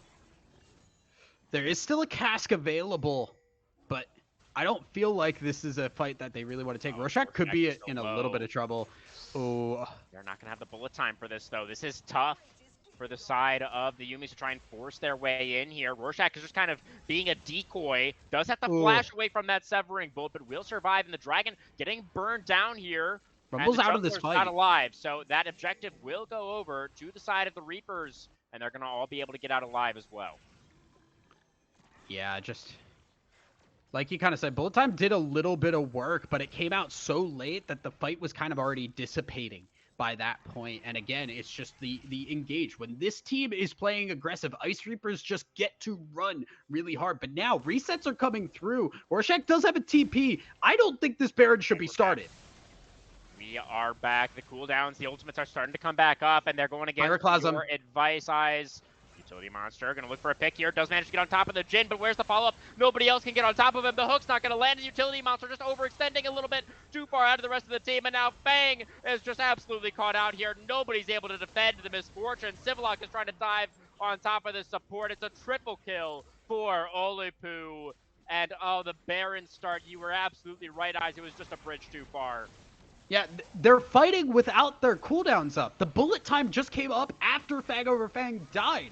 They did not have any reason to fight that, and the health bars weren't even that great. When you have a TP on that Rumble, it is so hard to take that. There is so much fear in your eyes there. Jaffe, looking to try and combo it, will not aim down. Or not aim down, rather. Olipu grabs the Baron, and now it is another power play for the side of Ice Reapers. They should be able to push this one. They've already gotten a tower, and I want to see them group. Their cooldowns are starting to come back. The Pyroclasm will be back up before they go for another fight. If they can make one more fight happen, I think they can push for an end. Yeah, they are very close now. They can taste it. They've got all these Chemtech Dragons stacked up as well. They have so much tenacity, Eyes. I am literally stat and just figuratively in this game. Yeah, I mean, okay. I'm looking at this. I'm saying, like, guys, if we bide our time again and we play really passive when we have Baron, I might lose it. I might actually go insane from that, because that was the big problem. That is why this game is competitive at all. Now it's a full fight. Rorschach is going to be good damage from this Misfortune. The Rumble's level 17. He's so powerful. The Equalizer comes out, and the Bullet Time is going to get immuned by the Zhonya's Hourglass from Rorschach. A nice setup there from the Reapers in the bot lane. They're 5v3 now on the map and should indeed be able to push their advantage. Beautifully played. Seeing the MF and Blitz alone, just going for that, knowing the Zhonya's was there for the bullet time. You just got to throw down the Equalizer, get the Pyroclasm, and again, they can just stay out of the bullet time, be it Zhonya's or range alone. They are free to avoid that, and when MF cannot hit that, again, this composition falls apart. Oh, beautiful. Wow, that reaction time from the Brand. Very nice to immune the cast. Oh, and now the flash away, but still gets tagged by the Deadly Flourish. The Crescent Guard at least will keep Civillock alive, but the Tier 3 not going to be so lucky. The Spiraling Despair for just a little bit of damage, but it's not enough by itself. Aim down now, no flash. Oh, the sidestep on the hook. Surely it's not going to matter. They still get the Brand here. Yeah, the Severing Bolt's going to finish the job. Jeff picks it up. But that's 2 inhibitor turrets that have just been taken down with this Baron. Yeah, now, again, a little bit of an overstay. Just things kind of going a little bit wrong. Respawn's coming through, and I just, man, it feels like we're either stepping a little bit too close or we're stepping a little bit too little. And things kind of just falling apart from there. Inhib not even broken, crucially, so it does mean the waves are going to be in a little bit of a better spot, especially with this possible soul. That would be 4 Chemtech Dragons, and I know we kind of joke and talk about Chemtech Dragons a lot, but that is a lot of heal shield power, that is a lot of tenacity, and that is with a Sejuani as beefy as it is, and a Rumble that can Zhonya's at low HP. Suddenly, the damage and the extra tankiness is a little bit more palpable. Oh yeah, no, there's some value there, no doubt about it. And I am sure that the Yuumis are going to want to deny this soul from going over, if at all possible. They still could win out in the team fight. They do have the tools to make it happen, but feels like they need to play a little bit more patiently. They need to make sure that Fang is set up for success here with the bullet time. That is going to be the critical thing. Dragon actually going to be first pass going over to TBI, but Starting now things off potentially. That's the Curtain call. CC onto utility monster to start things off. The Blitzcrank in danger of getting picked at the start of this one once again, but able to get out of the way of that fourth shot. Hook not going to land. River control for the Reapers. Zedster moving forward, looking for the lockdown. This the side of Yuumiversal are separated a little bit. The Unbreakable denies the bullet time, and Rorschach on the flank angle once again has found out the enemy jungler. Civillock in danger, doesn't have the flash to get away. Oh, but the damage is coming out from the way. Has a lot of AoE damage here, and jumping. Oh, over the no! wall. It's not quite enough. Mega Bro flashes away from the The suffering. fear! Gets her in trouble, but the Arctic Retreat is going to get the Sejuani away. Oh, so low on these health bars, and the carry's still alive for the Yuumis. The Suffering Bull takes down the jungler, and they actually won out in the team fight. It's a 3-for-3. Oh, it's the low health bars on both sides. Oh. But Civillock is here on the Xin Zhao, and they're going to tie us up at 3 dragons apiece. Yeah, their inhibitor's getting pushed. There's a TP coming. This is double TP. Aim down at Oh my Rorschach God. again. The dragon is gone, and I don't think the Reapers can close the distance here. Ooh, well, they're going a The long Yuumis way say, here. Not Okay, no, they're going to today, go push for Reaper. the inhibitor. They're going to actually just push this in for the inhibitor. There's already a wave up there. Oh, Is they're that not too even going much, to do though? that. They're Oh, only no. 3. I think that would be too aggressive. I mean, you know that they're going to be able to get off the resets and defend. Oh, my goodness. This game is a little bit of a mess there. That fight looked really good for a bit there, Oh, but the it was equalizer so just close. didn't finish off the MF. The bullet time didn't finish off anything either, but there was just not enough there in terms of damage from range that they could get onto the MF or the Hui. They're kind of scaled up a little bit now, and even without the ultimate, the MF, if it's not hitting the Sejuani,